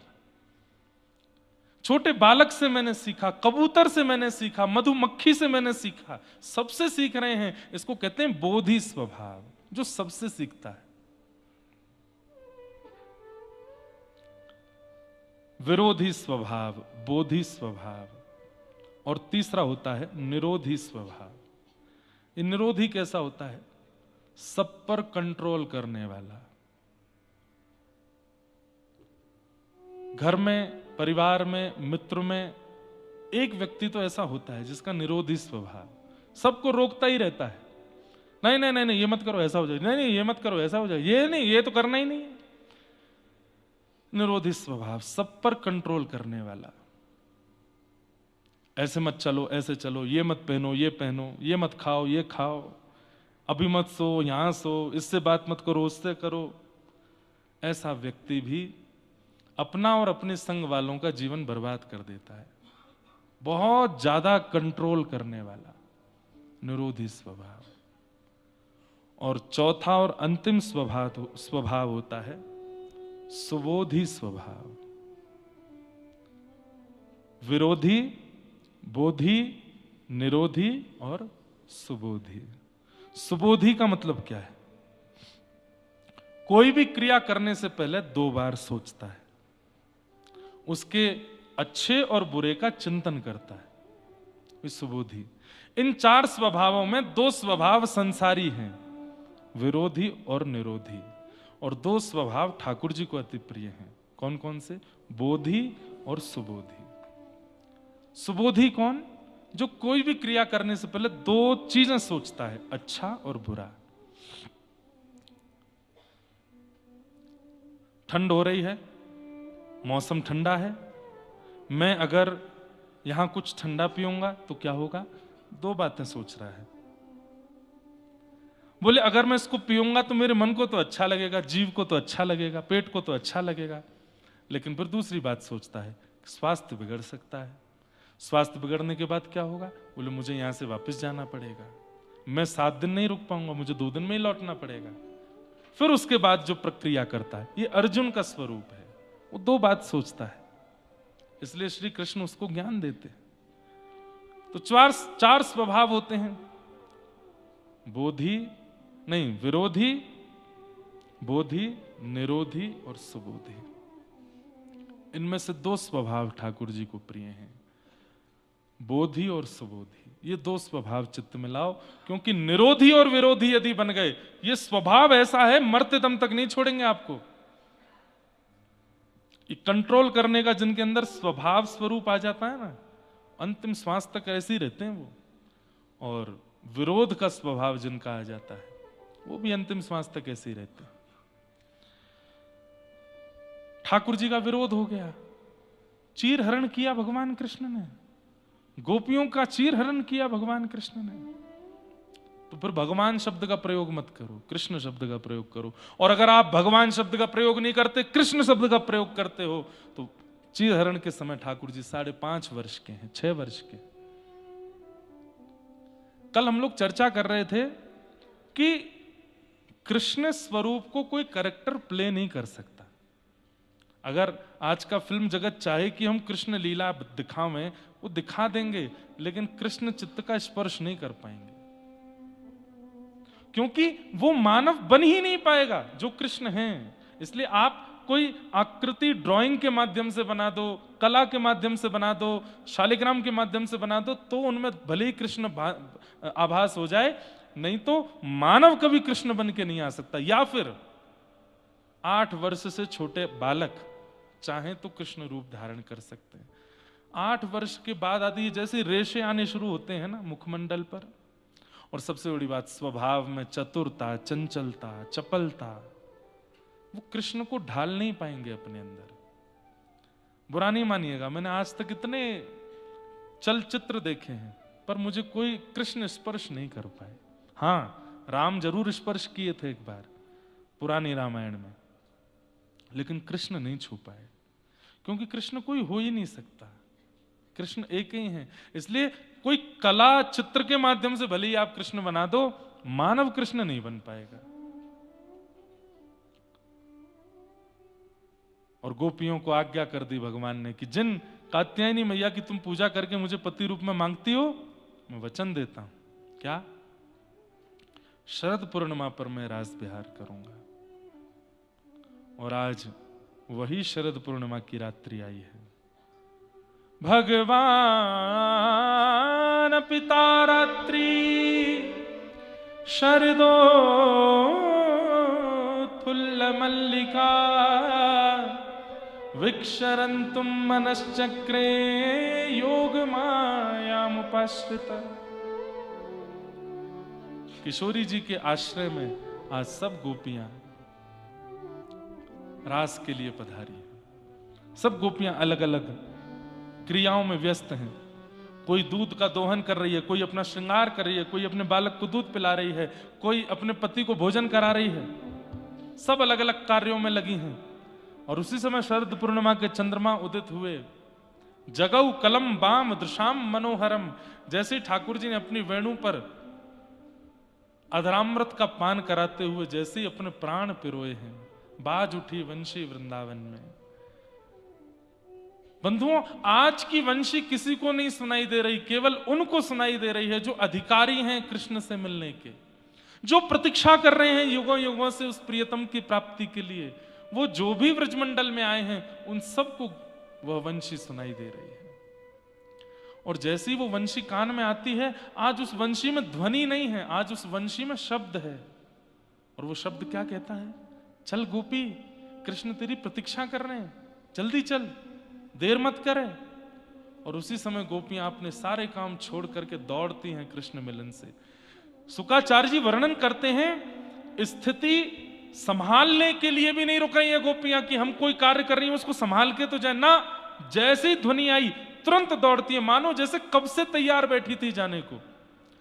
तत्परता से सीरा बना रही है कोई गोपी, उसमें चीनी डाल रही है, उसमें इलायची डाल रही है, बढ़िया केसर डाल रही है, बड़े मग्न होकर के बना रही है। लग ही नहीं रहा है कि कहीं और जाने की तैयारी में है। और अचानक से वेणु ध्वनि आती है तो उसका अचानक से रूप बदल जाता है, वहीं सिरा छोड़ करके दौड़ती है। घर वाले देखते रह जाते हैं, हुआ क्या?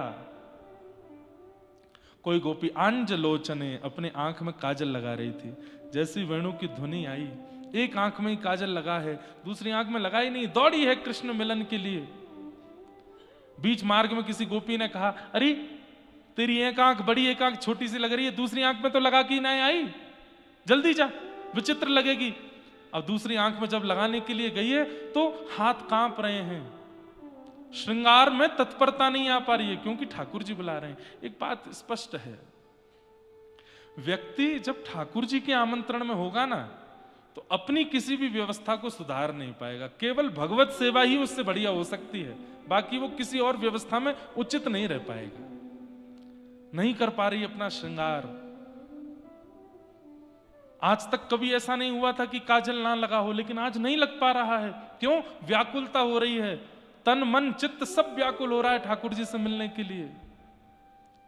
तभी संपूर्ण काजल हाथ में लेकर के पूरे मुंह पे लगा लेती है। बोले एक जगह लगाऊंगी तो अच्छे बुरे का भान होगा, पूरा ही काजल युक्त होगा तो अच्छे बुरे का कोई भान नहीं। दौड़ पड़ी।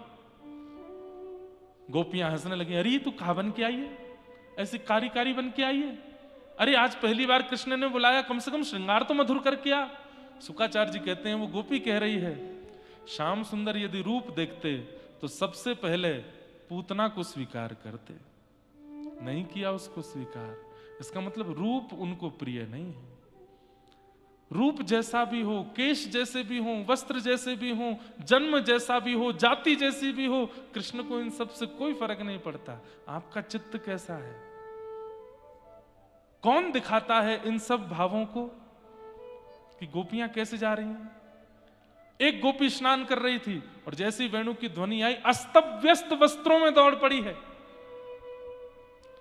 एक गोपी जैसे दौड़ने लगी, पति ने रोक लिया, कहां जा रही हो?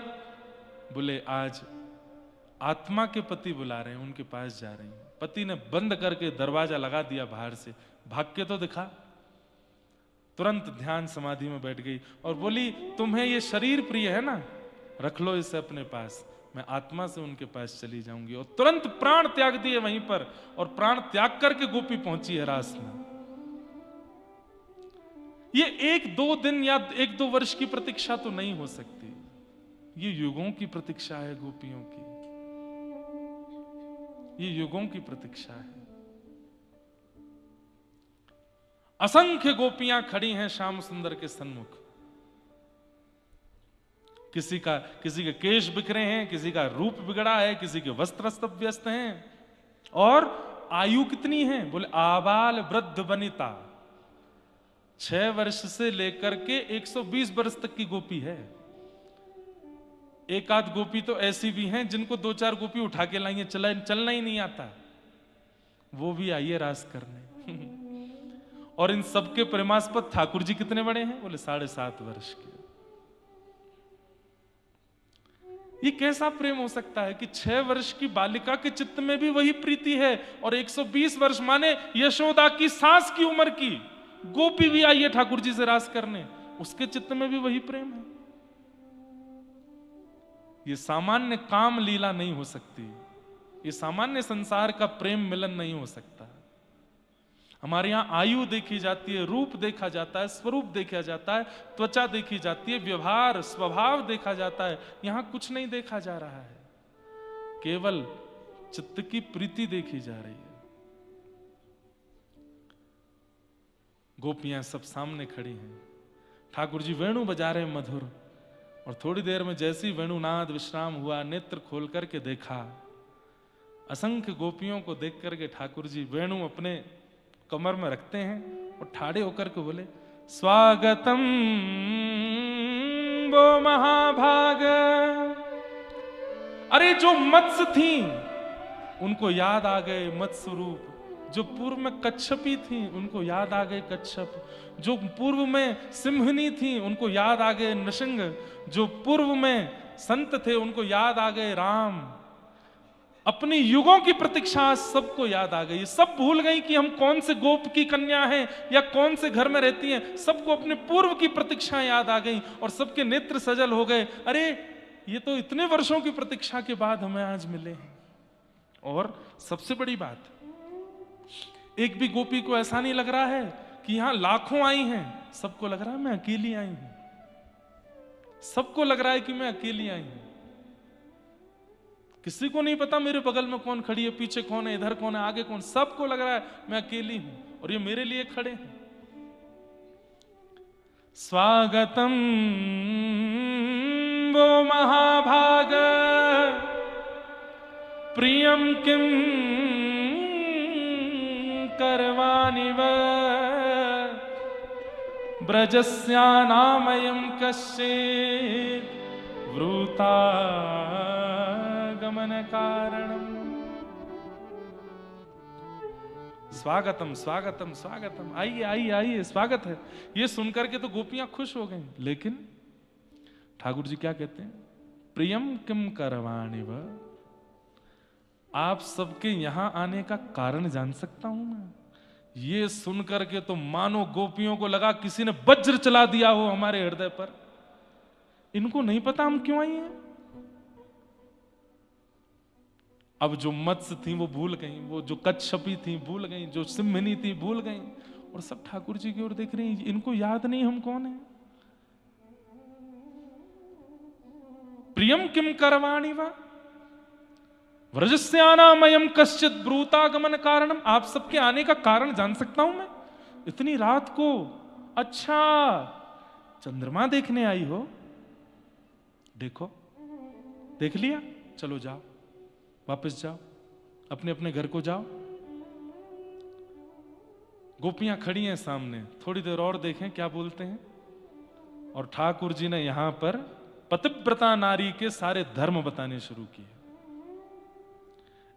और गोपियों को माने ऐसा भान कराने लगे कि तुम तो बहुत बड़ी पापनी हो, मेरे पास आ गई हो। गोपियों को समझाने लगे, तुमको पता है पतिव्रता नारी का धर्म क्या होता है? तद्बंधुनाम च कल्याणम प्रजानाम चानुपोषणम भर्तु शुश्रूषणम स्त्रीणाम परो धर्मो यमाय, और ना जाने क्या क्या क्या क्या बातें उनको बताने लगे। 10 श्लोकों में ठाकुर जी ने केवल डराया गोपियों को, और हम आप होते तो डर के मारे भाग भी गए होते, लेकिन एक भी गोपी नहीं हिली वहां से। ठाकुर जी बोले, तुम्हारे बाल बच्चे हैं छोटे छोटे, अग्नि की साक्षी लेके विवाह करके आई हो, और यहां परपुरुष दिख गया तो तुरंत छोड़ करके आ गई। कितना बड़ा पाप है तुम जानती हो? उस नरक में तुमको जाना पड़ेगा, उसमें जाना पड़ेगा, ये करना पड़ेगा, और जाने क्या क्या। हमारे यहां ना बंधुओं, एक बात मैं कह दूं, बुरा नहीं मानिएगा, समझाने के लिए स्त्रियां ही होती हैं, पुरुष नहीं होते। हर बात में उनको समझाओ। हर बात में उन्हें कहो।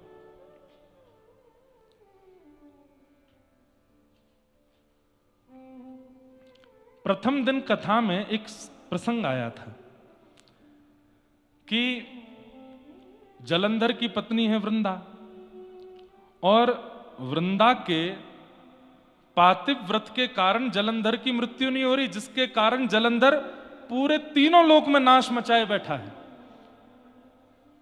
तब भगवान ने क्या विचार किया कि जलंधर को मारने का एक ही तरीका है, इसकी पत्नी का पातिव्रत नष्ट हो। और भगवान जलंधर का रूप धारण करके गए और वृंदा का पातिव्रत नष्ट किया। तब वृंदा पूछती है रोते हुए भगवान से कि मैं तो धर्म का पालन कर रही थी जो आपने ही बताया है, पातिव्रत धर्म, और आपने तोड़ दिया। तो ठाकुर जी कहते हैं व्रत भी किसके लिए करते हैं ये देखना चाहिए। ऐसे तो राक्षस भी तप करते हैं, ऐसे तो रावण, कंस, शिशुपाल, दंतवक्र भी हिमालय पर जाकर के तपस्या करते हैं, पर उनकी तपस्या के पीछे उद्देश्य क्या होता है? नाश।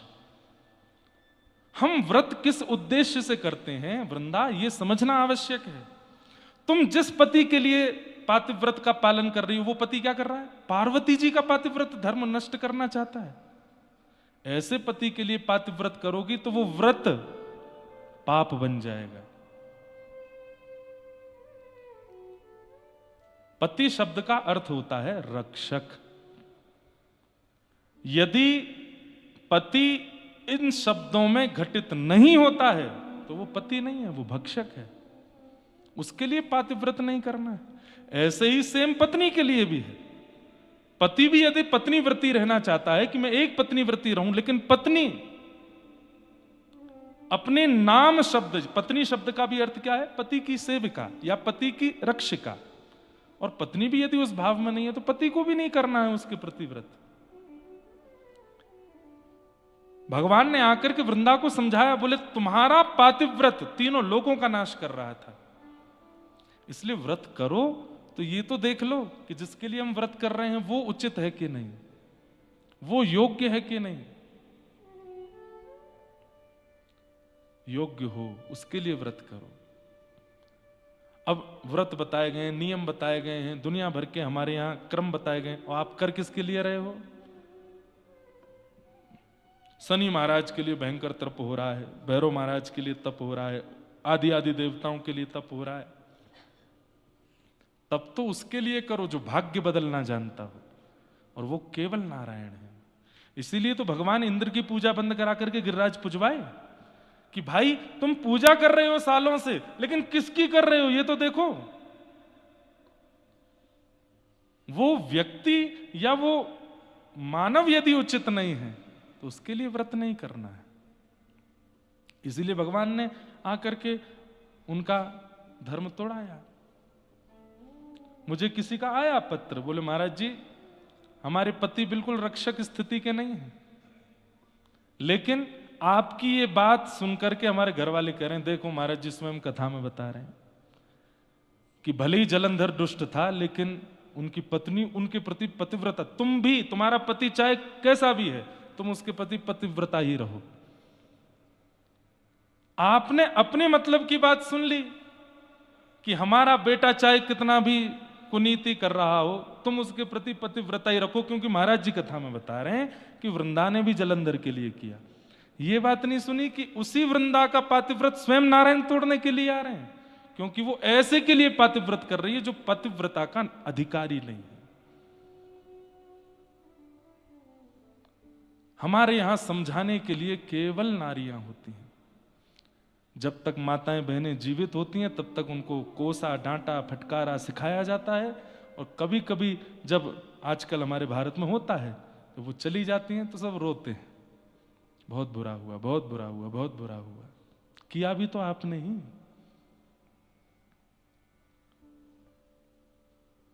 यत्र नार्यस्तु पूज्यन्ते रमन्ते तत्र देवता। भगवान कहते हैं जहां नारी का सम्मान होता है वहां देवता रमण करते हैं। और हम तो बहुत भली भांति जान गए हैं कि नारियों का कितना अपमान करते हैं लोग। हमारा मुंह खोलना नहीं है हमें, लेकिन इस अपमान का दंड यही है कि ठाकुर जी कभी प्राप्त नहीं हो सकते जो स्त्री के स्वरूप पर या उसके भाव पर किसी भी प्रकार का लांछन लगाते हैं, बिना जाने बिना सोचे कुछ भी बोलते हैं, और फिर उपासना करते हैं ठाकुर जी की। भाग जाइए उनके सामने से, एक पुष्प भी मत चढ़ा देना, ठाकुर जी को कांटे की तरह लगता है वो, क्योंकि आप स्त्री का सम्मान करना नहीं जानते, आप नारी का सम्मान करना नहीं जानते। दो लोगों को दंड देने की मनाही की गई है, ब्राह्मण को और स्त्री को। क्यों? ठाकुर जी कहते हैं इसको संसार दंड ना दे, ये कुछ अनुचित करेंगे तो मैं देखूंगा, ये मेरी अद्भुत कृति है, इनका सम्मान करो। तो कई बार लोग कथा को अपने स्तर से सुन लेते हैं। जैसे एक बार एक व्यास जी कथा करके गए, पोथी अपनी छोड़ गए राजा के यहां, लौट करके जब राजा के यहां आए तो द्वार पर राजा की बेटी मिली। तो बेटी ने व्यास जी से, आइए आइए व्यास जी, आपने इतनी बढ़िया कथा सुनाई थी, मेरे तो जीवन भर के सारे प्रश्नों के उत्तर मिल गए। अच्छा लाली, क्या सुना था तुमने? बोले, मैंने तो सुना था कि सुभद्रा को अर्जुन प्रिय लगते थे, दोनों ने भाग की शादी कर ली। मैं भी यही करने वाली हूं, मुझे भी हमारा द्वारपाल अच्छा लगता है, पिताजी तो करा नहीं रहे, मैं भी कर लूं। कोई कहेगा तुमने गलत किया तो कह दूंगी व्यास जी ने कथा में सुनाया था। व्यास जी के तो खून ठंडा हो गया, बोले यही सुना तुमने पूरी कथा में, और कुछ नहीं सुना? और भीतर गए तो राजा का बेटा मिला। अरे अरे व्यास जी, आप बहुत बढ़िया कथा सुना के गए, मैं तो बस मैं क्या बताऊं, आपका फैन हो गया। व्यास जी बोले, तुमने क्या सुना? बोले, मैंने सुना कि कंस पूर्ण रूपेण मथुरा का राजा बनने लायक था, लेकिन दुष्ट पिता उसको राजगद्दी दे ही नहीं रहा था। कंस ने बढ़िया किया, अपने पिता को कारागृह में डाल के स्वयं बैठ गया। मैं भी यही करने वाला हूं, अपने पिता को जेल में डाल के स्वयं बैठ जाऊं। कोई कहेगा पाप किया, कह दूंगा व्यास जी ने कथा में सुनाया था। व्यास जी बोले, मेरी पोथी कहाँ है, मैं लेके चला जाऊंगा, जीवन में नहीं आऊंगा, मेरी पोथी दे दो भाई। और भीतर गए तो रानी मिली। जय हो जय हो, मैं तो आपका सत्कार ही नहीं कर पाई, विराजिए ना थोड़ा, मैं आपका सत्कार करूं। व्यास जी बैठ गए, बहुत अच्छी कथा सुनाई। बोले, तुमने क्या सुना? बोले, मैंने सुना कि द्रौपदी जो है वो प्रातस्मरणीय है। द्रौपदी का अगर सुबह सुबह उठ के स्मरण किया जाए तो मंगल होता है। ऐसे कितनी कितनी कन्याएं हैं? 5 कन्याओं के बारे में कहा जाता है जिनका सुबह उठ के स्मरण करें तो मंगलमय दिन होता है, उसमें एक द्रौपदी भी। हाँ जी, तो लेकिन वो रानी तो कुछ और सुन रही है ना, क्या बोली? आपने कहा था कि द्रौपदी जो है वो प्रातस्मरणीय है। हाँ हाँ हाँ, है तो सही। तो मैं भी द्रौपदी से थोड़ी प्रेरित हो गई हूं। क्या? मुझे भी हमारे महल में 4-5 लोग प्रिय हैं, एक संग सबसे ब्याह कर लूंगी। 5 पति मेरे भी होंगे तो मैं भी द्रौपदी की तरह प्रातस्मरणीय हो जाऊंगी। व्यास जी बोले, राजा को पता चले उससे पहले मेरा सर धड़ से अलग हो, मैं पोती लेके भागूं यहां से। पोती ढूंढते ढूंढते पहुंचे तो राजा बैठा था। महाराज, कैसे आगमन हुआ आपका? पोथी लेने के लिए आए। तो राजा को लगा कि दक्षिणा नहीं दी थी कथा की हमने, दक्षिणा लेने आए, पोथी तो बहाना है। तो राजा भी बोल पड़ा, महाराज आपकी कथा में मैंने एक बहुत सुंदर प्रसंग सुना था और उससे मैं सीख गया हूं। बोले, क्या? भगवान कृष्ण शांति दूत बनकर के गए थे और दुर्योधन ने क्या कहा? सुच्चग्रैव न दास्यामि बिना युद्धेन केशव, सुई के नोक के बराबर जमीन भी बिना युद्ध के नहीं दूंगा। मुझे पता है आप दक्षिणा लेने आए हैं, मेरी सेना और मेरे साथ युद्ध कर लीजिए और कथा की दक्षिणा ले जाइए। आपने ही कथा में सुनाया था, मुझे नहीं चाहिए दक्षिणा, मेरी पोथी दे दो। तो वो कैसे है, एक पंक्ति बोलते हैं ना, लौट के बुद्धू घर को आए, समझ पड़ी तो लाखों पाए। हाँ, जान बची सो लाखों पाए, लौट के बुद्धू घर को आए। पंडित जी पोथी लेके भागे वहां से। तो लोग बड़े विचित्र हैं संसार के, अपनी उपयुक्त बातें सुन लेते हैं।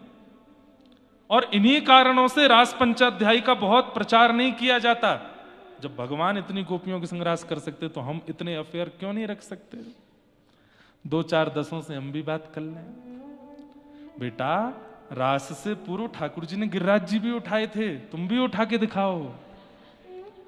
गिरिराज जी से पूर्व ठाकुर जी ने कालिया नाग मर्दन भी किया था, तुम भी एक नाग को पकड़ के दिखाओ। वो नहीं याद आता, रास किया था। 16,108 ब्याह किए तो हम भी एक दो कर लें, एक घर वाली एक बाहर वाली। नरक में जाओगे घनघोर। और उसमें भी कहीं यमराज ने पूछा और ये उत्तर दिया, यमराज कहता डालो इसको तेल में खौला दो। भगवान का बाप कहता है, लोग बात कहते हैं शंकर जी पीते हैं इसलिए हम भी पीते हैं। महादेव अपना त्रिशूल पहना रहे हैं, बोले आ तू बताएंगे तुझे पीते हैं हम। कहीं नहीं लिखा है, लोग बाग अपने मन से बना देते हैं। तो गलत करना है करो, लेकिन अगर आप कथा का प्रमाण देके गलत कर रहे हो तो आपसे बड़ा पापी कोई नहीं है। और इस पाप का दंड यमराज नहीं देंगे, स्वयं ठाकुर जी आके देंगे। मेरी कथा का इतना गलत अर्थ लगाया तुमने। इसलिए ये प्रसंग मैंने छेड़ा थोड़ा, क्योंकि आज भगवान पतिव्रता नारी का धर्म समझा रहे थे गोपियों को। पतिव्रता नारी ऐसी, पतिव्रता नारी ऐसी, पतिव्रता नारी ऐसी। 10 श्लोकों में केवल पतिव्रता नारियों का वर्णन किया। मैं खुद अपनी कथा में कहता हूं, इस संसार में सबसे बड़ा व्रत यदि कोई है तो वो पतिव्रत और पत्नी व्रत। एक पति के रहो, एक पत्नी के रहो, लेकिन पति पति शब्द का पालन करने वाला हो और पत्नी पत्नी शब्द का पालन करने वाली हो। यदि ऐसी नहीं है तो फिर उस व्रत का क्या फायदा। औरों के चित्त में जो आपको ये व्रत करता हुआ देखेंगे, जब वे आपके उस जिसके लिए आप व्रत कर रहे हो उसको देखेंगे तो क्या मन में विचार करेंगे। इसलिए पतिव्रत पत्नी व्रत करने वाला एकादशी ना भी करे तो भी चलेगा, ठाकुर जी उसी से प्रसन्न हो जाएंगे कि एक ही का है। लेकिन कम से कम वो व्यक्ति उस स्वभाव का तो हो।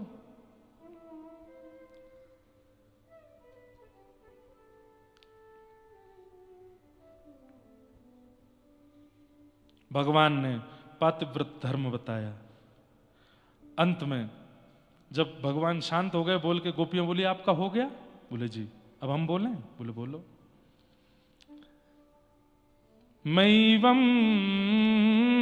विभोर्हति भवान गदितुम निशंसम। इसको भागवत में ना सप्त प्रकट गीत हैं और सप्त अप्रकट गीत हैं। मैं सप्त प्रकट गीतों पे तो एक बार कथा कोविड में कर चुका हूं।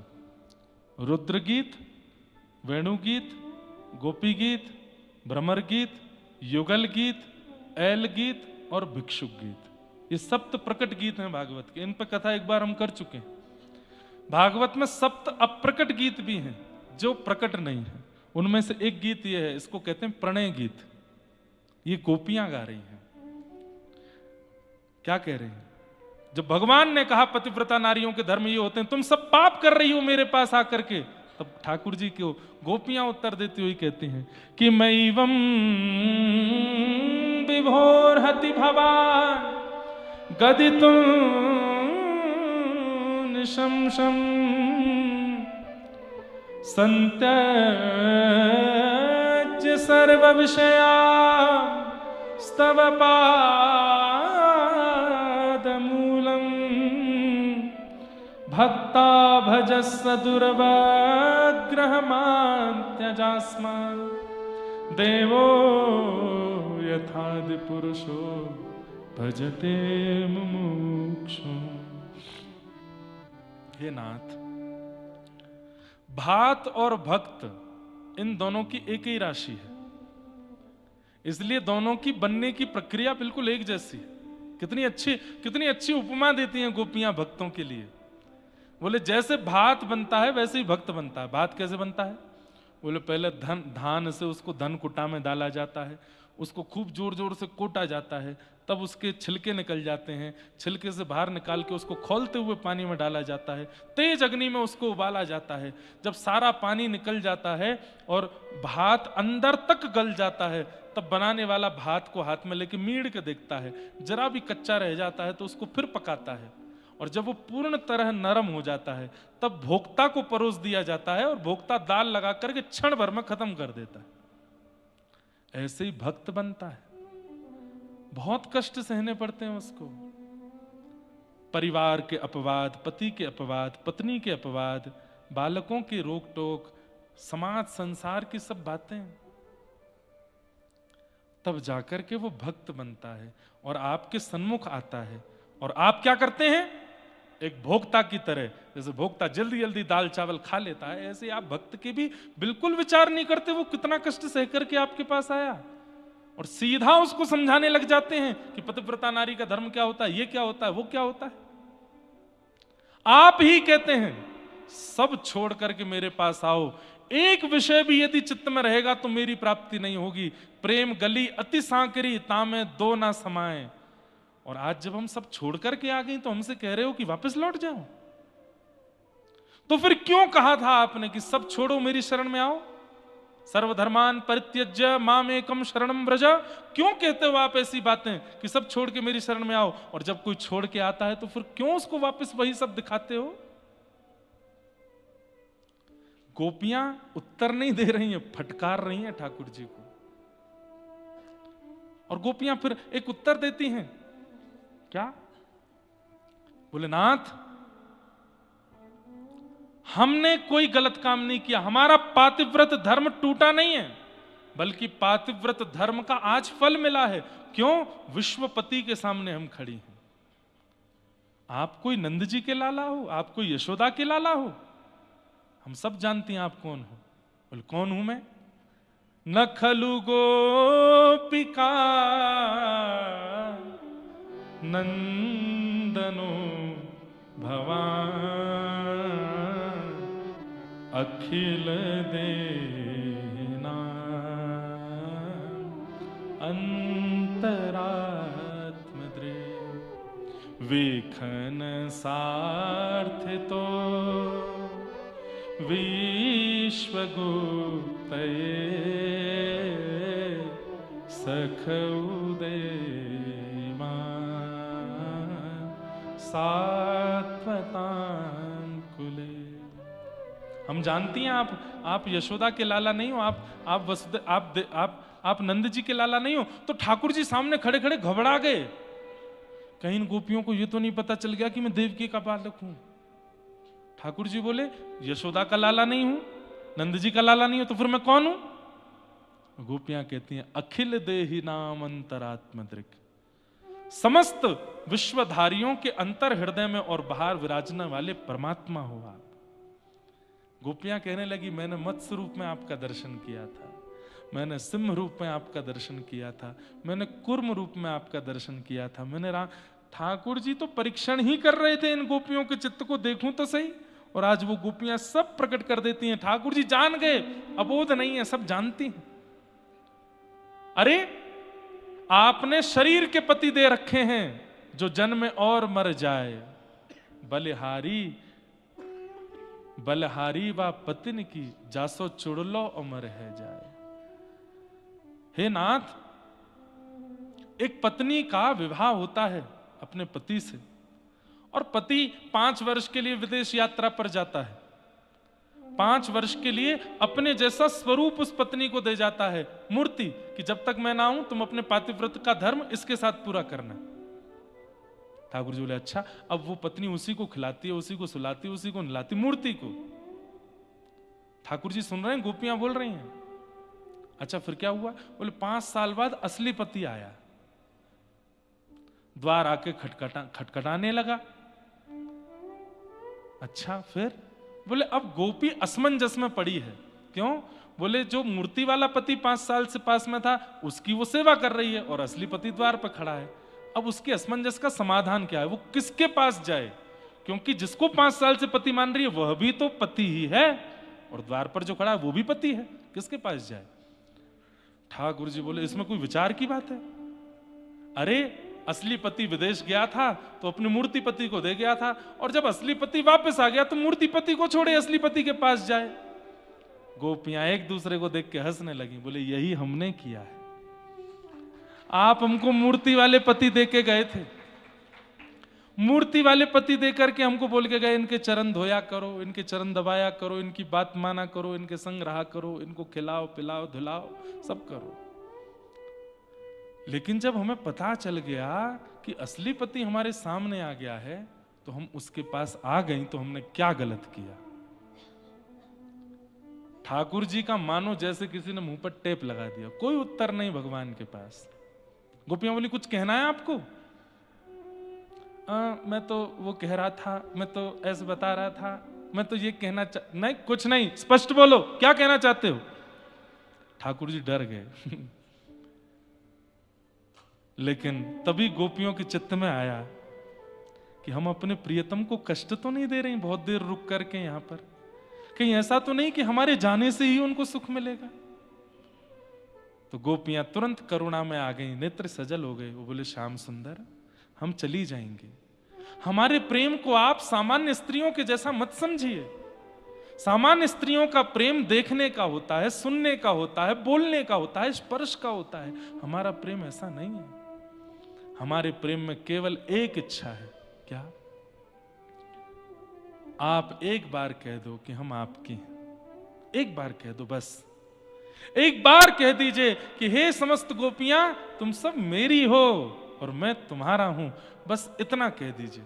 उसके बाद जीवन में हमें दिखना नहीं, तड़पने देना, रोने देना, मरने देना। हम इस बात से ही पूरा जीवन निकाल देंगे कि आपने हमको स्वीकार किया।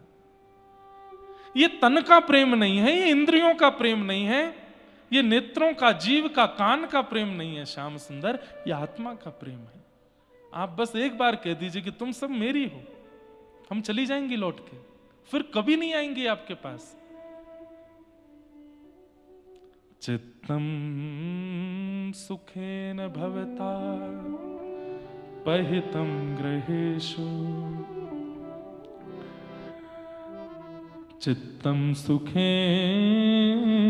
भवता पहितम गृहेषु, यन्निर्विशस्त्युतकरावपि गृह्य कृत्ये, पादौ पदं न चलतस्तदपादमूलम्, यामः कथं ब्रजमथो करवाम किम्। बंधुओं ये रास पंचाध्याय अच्छे अच्छों को समझ में नहीं आता।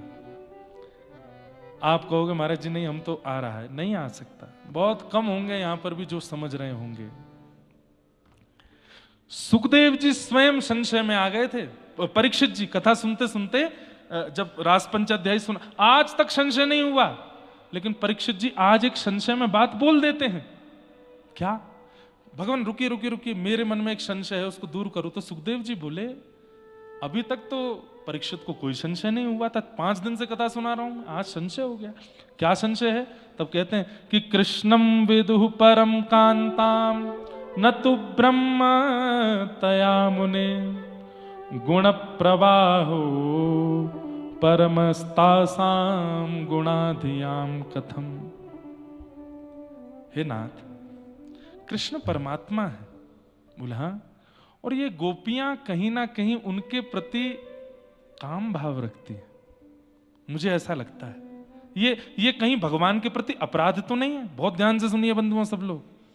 क्या कहते हैं कि ठाकुर जी के प्रति ये लोग प्रियतम प्रियतमा वाला भाव रखते हैं, उसमें कहीं ना कहीं सूक्ष्म काम है। मुझे ऐसा लगता है कि ये कहीं गोपियों का अपराध तो नहीं है ठाकुर जी के प्रति। तो सुखदेव जी गुस्सा हो गए यहां पे पहली बार कि उक्तम पुरस्तादत्ते चेत्यः सिद्धिं यथागतः, द्विषन्न ऋषिकेशम किमुतादोक्ष। जब कितना सुंदर उत्तर दिया है।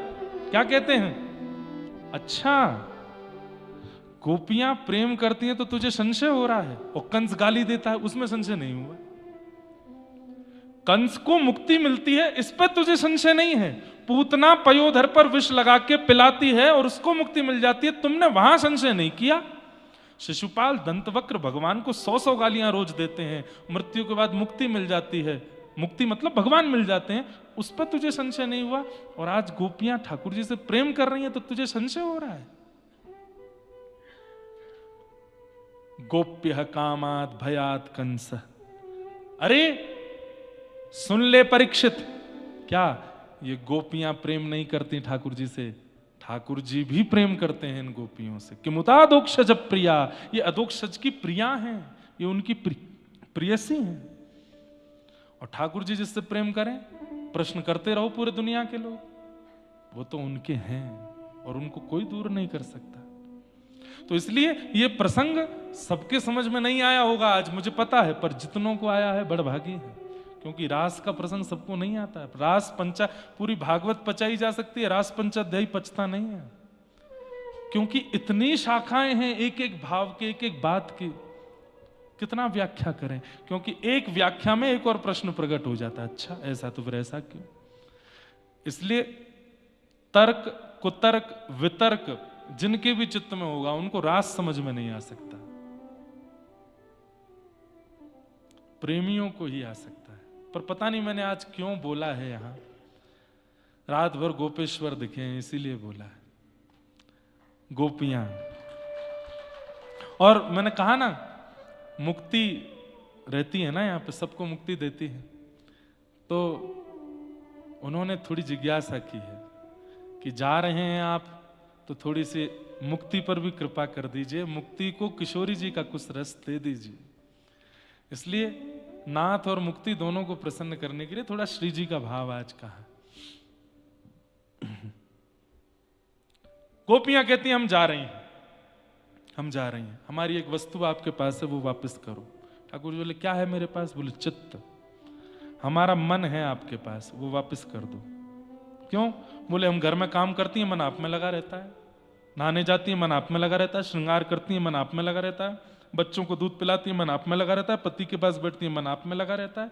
वो मन जो आपके पास है वो वापस करो हमको, ताकि हम उनमें मन लगा सकें। नहीं तो पादौ पदम न चलतस्तद पाद मूलात्, हमारे हम पैर रखते कहीं है, जाते कहीं है, करती कुछ है, होता कुछ है, दे दो वापस। ठाकुर जी बोले ये तो नहीं हो सकता। तो बोले नहीं हो सकता ना, तो हमें स्वीकार करो। दो ही तरीके हैं आपके पास, या तो हमको स्वीकार करो या हमारा मन वापस करो। ठाकुर जी बोले मन तो वापस नहीं कर सकता। तो बोले फिर हमें स्वीकार करो। और ठाकुर जी प्रसन्न होकर के खड़े हो गए, बोले मैं तो आप सबका परीक्षण कर रहा था, मैं आप सबके चित्त को देख रहा था कि कैसा है, कैसा लगा। बोले कि पूर्ण योग्य है मेरे, अब आओ मैं रास करूंगा। वास्तव में सब आ गए थे, किशोरी जी नहीं आई थी अभी तक। तो ठाकुर जी तो इसलिए समय खींच रहे थे श्री जी आ जाएं। और इतने में ही तप्त कांचन गौरांगी श्री राधे वृंदावनेश्वरी पधारी हैं। बोलो राधा रानी की, हे राधे वृषभानुभूप तनय, हे पूर्ण चंद्रानने, हे कांते कमनीय कोकिल रवे वृंदावनेधीश्वरी, हे मत प्राण परायणे चरसिके, हे सर्वयूथेश्वरी, आगत्य त्वरितं प्रपत्य मनिषं मां दीनमानंदय। ओ बन नाचे नटनी को वाली, नंद को किशोर, बन नाचे नटनी को वाली। ये हमारे व्रज का रास का पद तो मूल यही है, जो हम वो गाते हैं राधा नाचे, वो तो सब आपके लिए है, पर श्री जी और प्रिया जी के लिए तो यही पद है। आहा, सुंदर घुंघराले केश हैं ठाकुर जी के, आज अद्भुत श्रृंगार करके आए हैं, अपना रास में पधारे हैं। कामदेव सामने आकर के खड़ा हो गया। भगवान बोले तुम क्यों आए? बोले स्त्री पुरुष मिलते हैं तो मैं आता हूं। ठाकुर जी बोले स्त्री पुरुष नहीं है, जीवात्मा परमात्मा है। कामदेव बोले ऐसे नहीं, मैं पता करूंगा। बोले कैसे करोगे? बोले आपके ऊपर आऊंगा। ठाकुर जी बोले आके दिखा। जैसे ही कामदेव रास भूमि में प्रवेश करने लगा, ठाकुर जी ने इतना सुंदर रूप बनाया, इतना सुंदर रूप बनाया कि कामदेव मूर्छित होकर गिर पड़ा और ब्रह्मांड ने नाद किया, बोलो मदन मोहन लाल की जय। मदन माने काम, उसको भी जो मोहित कर ले में। आज इतने सुंदर लग रहे हैं ठाकुर जी। बंधुओं, ब्रज भाषा के शब्द हैं, गाइएगा मेरे साथ। बन नाचे नटनी को वाली नंद को किशोर। मन नाचे नटनी को वाली नंद को किशोर। ओ राधे जगत नचायो तेरी बहु की मरोड़। राधे जगत नचायो तेरी भों की मरोड़। ओ राधे जगत नचायो तेरी बहु की मरोड़। राधे जगत नचायो तेरी भों की मरोड़। ओ बन नाचे नटनी को वाली नंद को किशोर। बन नाचे नटनी को वाली नंद को किशोर। हाँ बन नाचे नटनी को आली राधा चित चोर। बन नाचे नटनी को वाली राधा। बोल रास रासेश्वर भगवान की।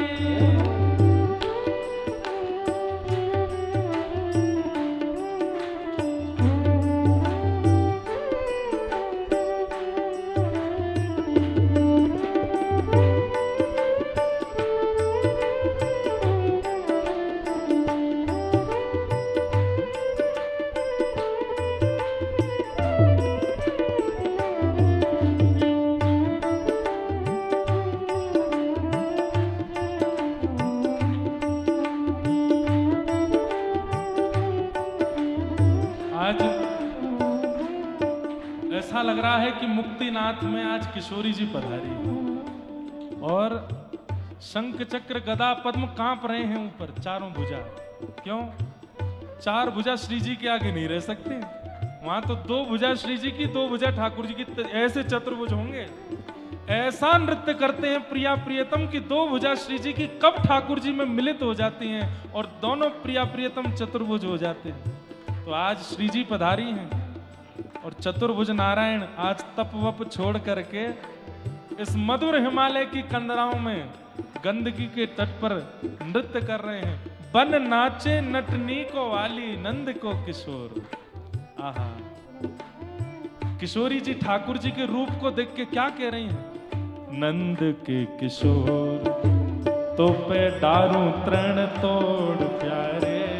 नंद के किशोर तो पे डारूं तृण तोड़। आनंद के किशोर तो पे डारूं तृण तोड़ प्यारे। नंद के किशोर तो इतने प्यारे लग रहे हो कि तृण तोड़ दूं, कहीं मेरी नजर ना लग जाए आपको, कहीं मेरी नजर किसी को ना लगे, इसलिए तृण तोड़ा जाता है। किशोरी जी कह रही हैं, ओ नंद के किशोर तो पे डारूं तृण तोड़ प्यारे। नंद के किशोर तो पे डारूं तृण तोड़। सुन मुरली की घोर मेरे मन नाच मोर। सुन मुरली की घोर मेरे मन नाचे मोर। हाँ सुन मुरली की घोर मेरे मन नाच मोर। सुन मुरली की घोर मेरे मन नाचे मोर। हे नट नाचे नटनी को वाली नंद को किशोर। बन नाचे नटनी को वाली नंद को किशोर। हे बन नाचे नटनी को आली राधा चित चोर। बन नाचे नटनी को वाली राधा चित चोर। देखो कैसा प्रेम है प्रिया प्रियतम का। श्री प्रिया जी कह रही हैं, अरे श्याम सुंदर इतने प्यारे लग रहे हो कि मैं तृण तोड़ दूं कि मेरी नजर ना लगे आपको। तो अब दूसरी पंक्ति में ठाकुर जी कह रहे हैं, अरे श्यामाजू मेरे रूप की तो छोड़ो, आपके रूप की बखान मैं करके बताऊं? बोले बताओ। कमल कली सो रंग भानु की लली को प्यारी। कमल कली सो रंग भानु की लली को प्यारी। कमल कली सो रंग भानु की लली को प्यारी। कमल कली सो रंग भानु की लली को। अरे मुख चंद हुते नीको मेरे नैना है चकोर। मुख चंद्र हुते नीको मेरे अरे नैना है चकोर। बादल की आड़ से जैसे ही पूर्णिमा के चंद्रमा निकले सब गोपियां बोली अरे श्यामा जी चंद्रमा कितनो प्यारो लग रहा है। किशोरी जी बोली हाँ हाँ हाँ ये चंद्रमा कितनो प्यारो लग रहा है। श्याम सुंदर देखो ना चंद्रमा कितनो प्यारो लग रहा है। ठाकुर जी बोले देख तो रहा हूं मैं। कहां देख रहे हो आप? तो मुंह को देख रहे हो। बोले तो जो सबसे सुंदर चंद्रमा होगा वही को तो देखूंगा। हे श्यामाजू ऐसे कोटि कोटि कोटि चंद्रमा आप पर वारे वारे जामे आपके रूप पर। मुख चंद्र हुते नीको मेरे नैना है चकोर।